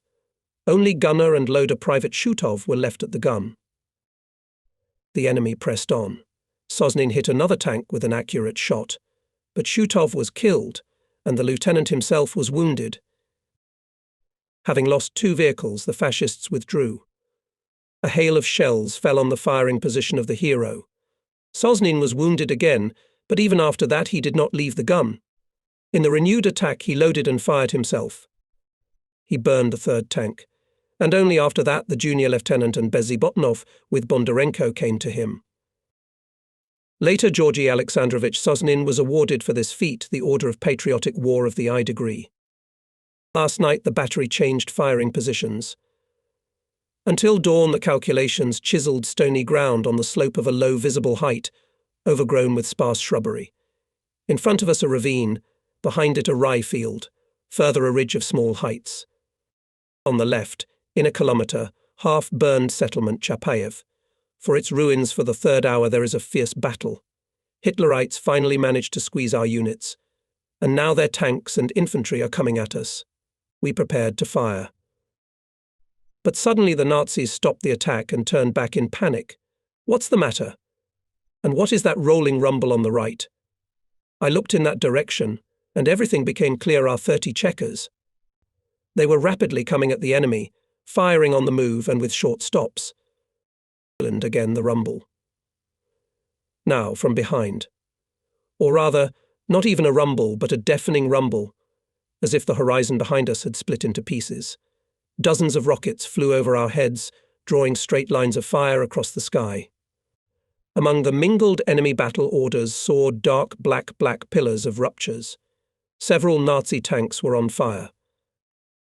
What a blow! Sevastyanov shouted admiringly, watching the work of the Katyushas. We should give them, bastards, such a treat more often, Kozlov added in his tone. They would sooner wise up. The order came to withdraw from the occupied positions. The battery began to move after the advancing infantry and tanks. We had to delay. There was no tractor. Just before that, Lieutenant Chernyshenko had sent it for ammunition. We waited. In the middle of the day, it finally showed up. The driver, Degtyarev, black from soot with burned eyelashes, nonchalantly reported. The task is completed, Comrade Sergeant. Where did you get so lucky? Looking at the driver with surprise, Bondarenko asked. Degtyarev, as if not hearing the question, remained silent. At my command, the crew began to attach the gun to the tractor. That, like the driver, was also unrecognizable. The right corner of the side was charred, the paint was chipped, blistered. The cab and hood were riddled with shrapnel. You got a ride? Bezobotnov doubted the tractor. The main thing, Alexey Ivanovich, is that the engine is intact, Degtyarev answered him, and the wheels too. But what happened to our tractor? Only 2 days later, we finally learned about the courageous act of our comrade. The regiment's vehicles, loaded with ammunition, were returning to their positions. And at that time, fascist planes came upon the column, began to bomb and fire at it from machine guns. In the back of Degtyarev's car, along with shells, there was a barrel with fuel. A shrapnel hit it. Gasoline ignited. In this difficult situation, Pyotr Efimovich was not confused. Having stopped the tractor, he jumped into the back and began to knock down the fire, which was already getting closer to the shell boxes. The flames burned his hands and face, but Degtyarev, ignoring the infernal pain, continued to extinguish. He managed to drop the barrel, and thus prevented the explosion of shells. Soon we caught up with the battery. It was advancing directly in the fighting order of infantry. We took the place indicated by Lieutenant Chernyshenko. The battle was for the village. The fascists fiercely resisted. Then their tanks went into counterattack. Our 30 Chekars rushed to meet them. Several dozens of cars from both sides came together in a deadly engagement. Not far from us stopped a T-34 tank. Hit. Yes, its armor went up in flames. Then the smoke grew thicker. Are the boys really going to burn? Sevastyanov shrieked. I wish I could help. On the order of Lieutenant Chernyshenko, to the tank rushed Bezobotnov, Kozlov and Instructor Kizelev. They ran up to the car just at the moment when the tanker fell out of the top hatch on the armor. His clothes were smouldering. But he, not paying attention to it, jumped to the ground and rushed to the front of the tank. The artilleryman followed his example. All together pulled out of the hatch mechanic driver. But he, unfortunately, was already dead. Through the landing hatch helped to get out 2 more crew members. The instructor dressed their wounds and took them to the rear. And we soon moved forward again. Together with infantry and tanks, we broke into the outskirts of the village. We had to work a lot. Hitlerites had a lot of firing points here. And here are the first prisoners. They are led by a young, cheerful sergeant. His head is bandaged, but on the dusty face the triumph and joy of the winner. He holds a machine gun at the ready, shouts, Schnell, schnell, Aryans, superhumans. The morning began with artillery preparation. For 30 minutes the cannonade rattled on and on. Then the tanks and infantry went on the attack. They knocked the Nazis from the hastily occupied the previous day and began to push them further. I was suddenly summoned to the battery commander. Lieutenant Chernyshenko met me friendly, greeted me by the hand. He was obviously excited about something. He ordered me to follow him. We ran or even crawled to one of the high rises. Ahead we could see a settlement of some kind. But which one? The lieutenant took out a map and beckoned me to him. I moved closer and looked at the point he had indicated. So this is? Yes, Cherkasskoye village. There 3 months ago we fought with enemy tanks. It was just me and my lieutenant. We blew up our gun and withdrew with the infantry to Ryasnoye. It was then that Chernyshenko promised we'll come back here, Nosov. We did. That's why the lieutenant called me. Well, it's a very pleasant reminder. We started to return, but at that moment shells began to burst at altitude. Lieutenant Chernyshenko, who was walking ahead, suddenly fell down. I rushed to him. "Pick me up," quietly asked the battery commander. "I want to look at this village again." I fulfilled his request. He looked at me, smiled, and suddenly sagged heavily in my arms. Alexei Matveevich was an exceptionally strong-willed commander and a skillful educator. He was somewhat abrupt but forgiving, but he never pulled people for trifles, and if he did, it was always for a cause. Under his command the battery went with battles not 100 kilometers. Is it easy to lose such a commander? Looking now at his deadened face, I felt my throat spasm, and tears came to my eyes. I returned to the squadron and told the men the sad news. Wow, I had been in such trouble and stayed alive, and here by an accidental shell, said Alexei Ivanovich sorrowfully. Fate. Who gets what, said someone. Come on. It doesn't suit our lieutenant. He fought near Leningrad, and with us. A man didn't spare himself, he went into the thick of it, and you fate. Bezobotnov cut him short. The commander of the control platoon, Junior Lieutenant Tarabrin, who temporarily took over the battery, decided to salute in memory of Chernyshenko volley fire from all guns. At the enemy. Let the fascists know that for every crime they will be inevitably punished. Slowly evening twilight thickens. And even more slowly the heat is subsiding. We hide from the stifling heat in a crevice. It's not so bad under the ceiling. Only the castle's Bezobotnov keeps watch. The rest of the squad smokes, and hands disperse the blue smoke. There's a lull at the front now. Relative, of course. The enemy has been thrown back, as it was explained to us, to the initial positions from which he began the offensive. But he's not resigned to it. He occasionally counterattacks. Today, however, did not interfere. We have a guest, the commander of the radio department of the battery, Sergeant Dmitry Prokhorov. Liaison men are knowledgeable people. They're always near their superiors. That's why they are always aware of events, or at least pretend to be aware. And now the sergeant, unbuttoning the collar of his uniform, puffing a cigarette, tells us in detail about the feat of the 4th Battery. We also already know something. In any case, that the other day it fought with the superior forces of the enemy. And now from the radio operator's story the details of that battle are emerging. In the evening the calculations of the 4th Battery changed firing positions and pulled up closer to the front line, to the height of 229.8. As usual, they prepared the trenches until deep into the night. And under the morning, tired of work, lay down to rest, leaving only observers.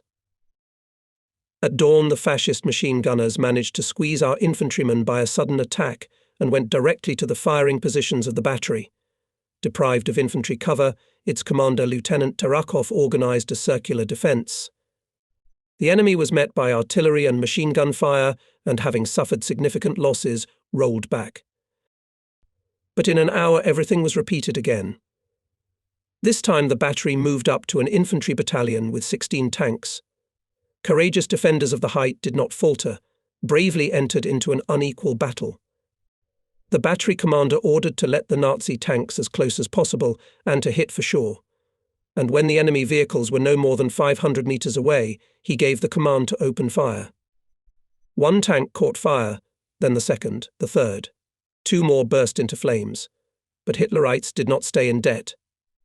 A hail of shells and mines fell on the height. Bleeding, artillerymen fell at the guns. And fascist tanks and infantry came closer and closer to the height.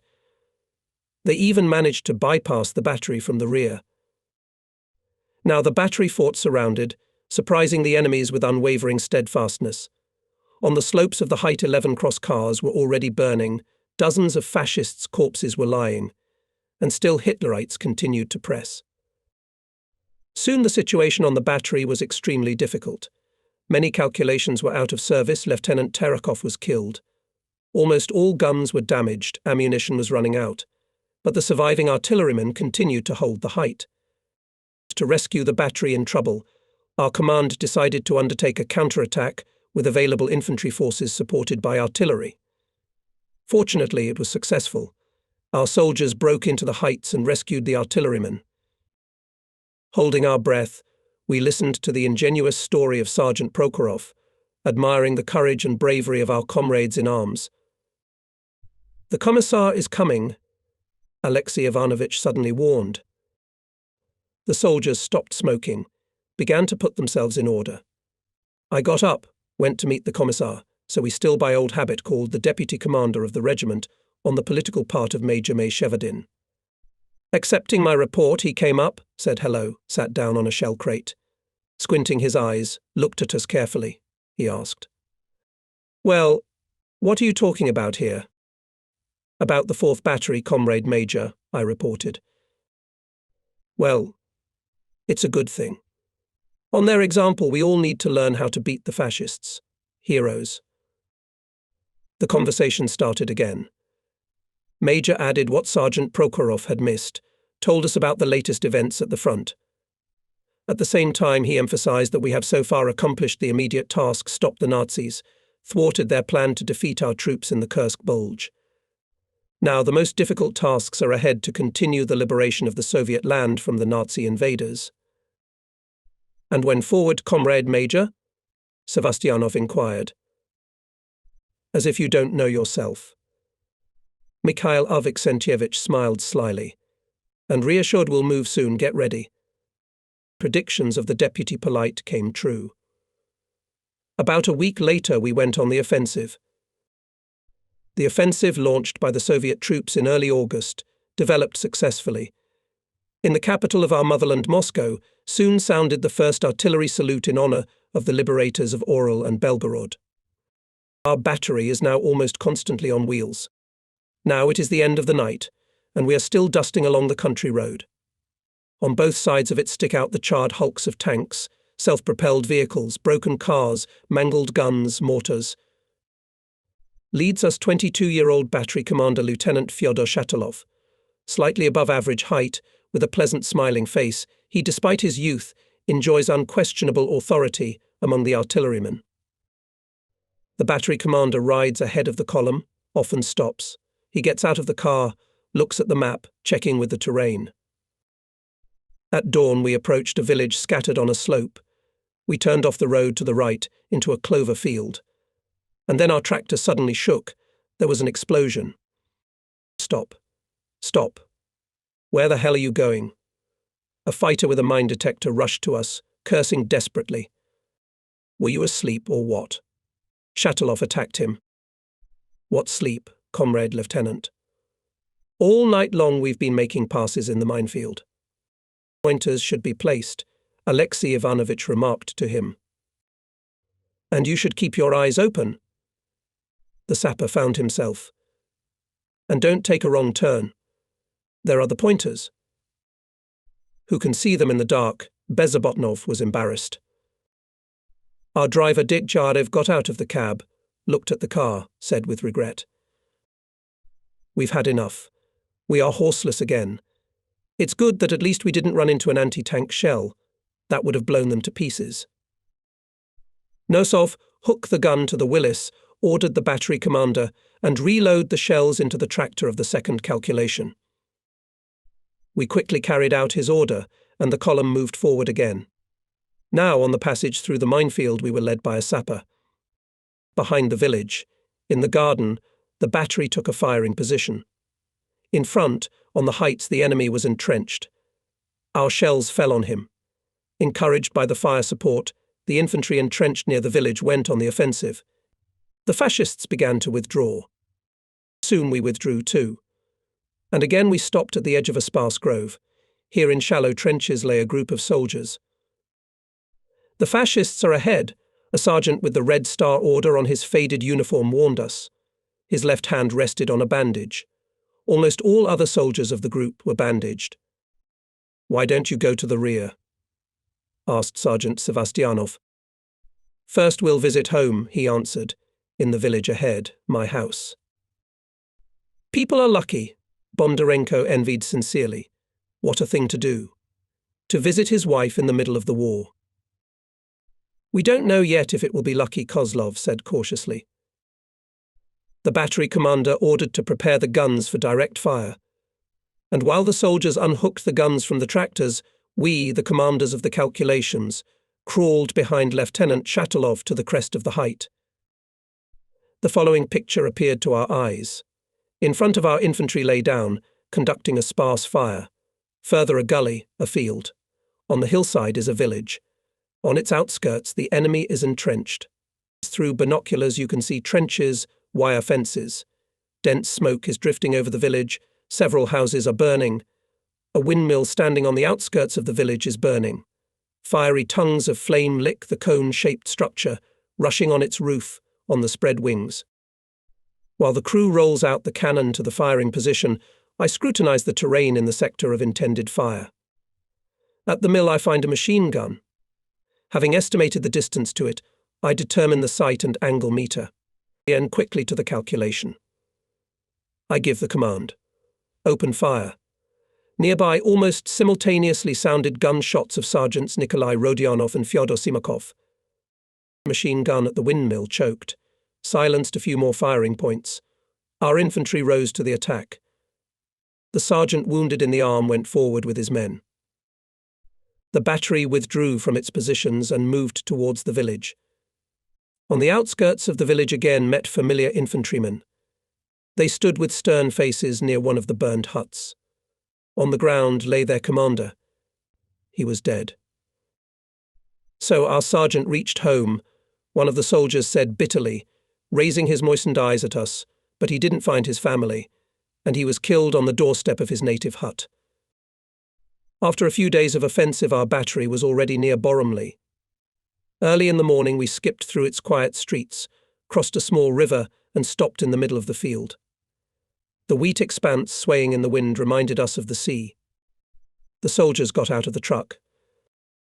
We didn't have time to clean it. Sevastianov sighed sorrowfully, taking a few ears with crumbling grain in his hand. The gun to the height, the car to the shelter. Ordered at this time Junior Lieutenant Miniev. The driver of the tractor Dicharev hesitated. He, a farmer, who knew the true price of hard peasant labour, was sorry to ruin the wheat. "Why are you hesitating?" "Let's go," shouted the platoon commander. Dicharev quacked, climbed into the cab and carefully, as on a rickety plank, drove his tractor over the wheat field. At altitude we unhitched the gun. The position was excellent. The surrounding terrain was visible for several kilometres around. Ahead of us was an embankment of a railroad track. Our infantry was entrenched there. On the right a ridge of heights, overgrown with small woods. On the left the river Boromlia. Above it was still smoking morning fog. Battery Commander Lieutenant Shatilov this time personally arranged each gun. The first platoon on the right side of the road, the second on the left. Giving the order, the lieutenant once again warned the commanders of calculations. Trenches equipped in full profile. Possible counterattack of tanks. When the sun finally crept out from behind the horizon, breakfast was brought to the battery. Having received their portions of buckwheat porridge, the soldiers sat down on the damp berm. Aluminum spoons clattered against the edges of the wooks. The most nimble were already shoveling out the remains of the porridge from the bottom, when a group of fascist planes appeared. Castle Bondarenko jumped into the trench, put his palm on his forehead. "The bitches won't let us eat like human beings," he said with resentment. "Maybe it will pass?" Alexei Ivanovich echoed.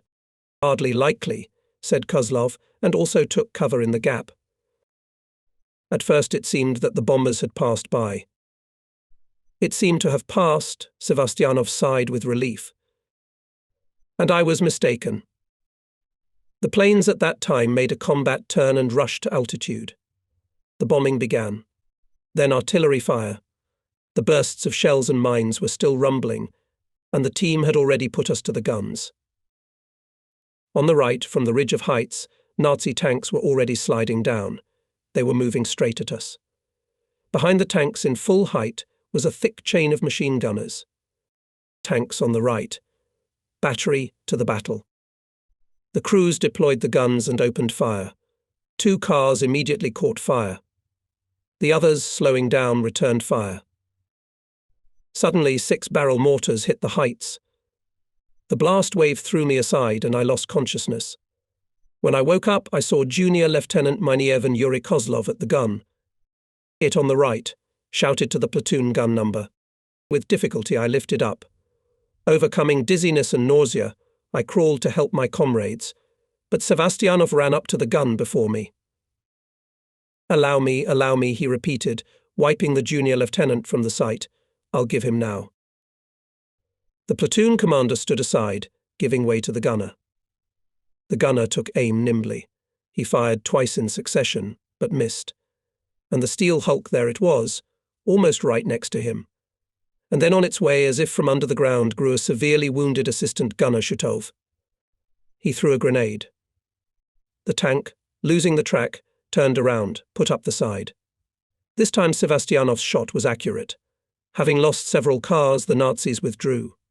And again shells and mines began to burst at the firing position. Kozlov fell, bleeding. I crawled up to him. I hastily tore the individual bag, began to bandage him. Yuri was bracing himself, holding back a groan. Large drops of sweat appeared on his pale face. "Something's burning in my lower back," he complained. I rolled him over onto his back. Yes, the shrapnel had hit him here too. It's a good thing it didn't hit his spine. That would have been the end of it. But that's it. I bandaged him up, cheered him up. "It's all right. You'll live to be 100 years old. You'll even reach Berlin." He guessed. Yuri was indeed cured and returned to the ranks. Victory Day met in Berlin. Meanwhile, the battle continued. The Nazis managed to squeeze our infantry units. We also withdrew behind the river and strengthened on the heights south of the village Boromlia. With each battle we were getting closer to the Dnieper. Mirgorod was memorable. That day the battery stopped on its outskirts. We were waiting for ammunition and fuel. We rested in a cherry orchard. Yellowed leaves were falling on the grass, which was green, but already covered by the first night frosts. "Nosov, there's a meeting now," Lieutenant Sigalov, the regimental commissar, warned me. "So, today my fate will be decided." My heart thudded. There were 12 communists in the battery, not more. They gathered near our gun, sat right on the ground. Everyone has government awards on their uniforms. Bravely fighting party members. For the fighters, they always serve as an example of impeccable fulfillment of military duty. Take at least Staff Sergeant Fedor Simakov. In one of the last battles, a wheel of his gun was knocked off by a direct hit of a shell. The gun tilted, and enemy tanks continued to advance. The commander of the calculation was not confused. He ordered the men to put some shell boxes under the carriage and continued firing. In such a position they managed to hit one more fascist tank. And such examples of courageous behavior of communists in battle we have many. That's why non-partisan fighters and commanders always strive to be like them. By the beginning of the meeting came Deputy Regimental Commander Major Shevardin. Mikhail Avksentievich was from that category of political workers who not only knew well the needs and concerns of soldiers, but also could inspire them to exploits by personal example. I remember that in one of the battles, at its most critical moment, he appeared at our firing position. He said just a few very ordinary words. "We have to hold out, guys. The regiment command is very hopeful about the 2nd battery." But he was with us till the end of the battle. And it was necessary to see with what courage the calculations met the next attack of the enemy. We saw the deputy commander was with us. He did not bend under the hail of shells and mines. That day the battery shot down 10 fascist tanks. The meeting was opened by Sergeant Rodionov, the battery commander. He read out my statement. I asked the party organization of the unit to accept me as a member of the All-Union Communist Party. I undertake to exterminate the Nazi invaders until their complete defeat. I stood up, looked at the concentrated faces of those present. I I got even more excited. Any questions for Comrade Nosov? Asked the chairman. What other questions? Responded Lieutenant Shatilov. He fights excellently. From the praise became somehow awkward, but the battery commander nodded his head in a friendly manner, encouraging. How do you think to force the Dnieper? Suddenly asked the deputy commander. I was confused. I expected any question, but not such a question. Noticing my confusion, the major explained. What practically should be done to successfully overcome the river? On what will you force it? We will build a raft from improvised materials. We will try to be among the first to reach the opposite bank. Commendable, approved Shevardin. Let him tell us about himself, suggested one of the communists. What is there to tell? I had just turned 20. Far away in the Vladimir region is my native village of Kotnevo. I was born and grew up there. I graduated from a village school, worked on a collective farm. My mother and father, 2 sisters, remained in the village. My elder brother Yefim is at the front. In the first days of the war, one moved to the city, worked at the factory as a turner. Since November 42nd in the army. I received 2 government awards. That's all. I told my autobiography in 3 minutes. After me spoke 2 Sergeant Georgy Sosnin and Sergeant Vesely Ovchar. They spoke in favour of my acceptance. What will be other proposals? Asked the meeting party leader.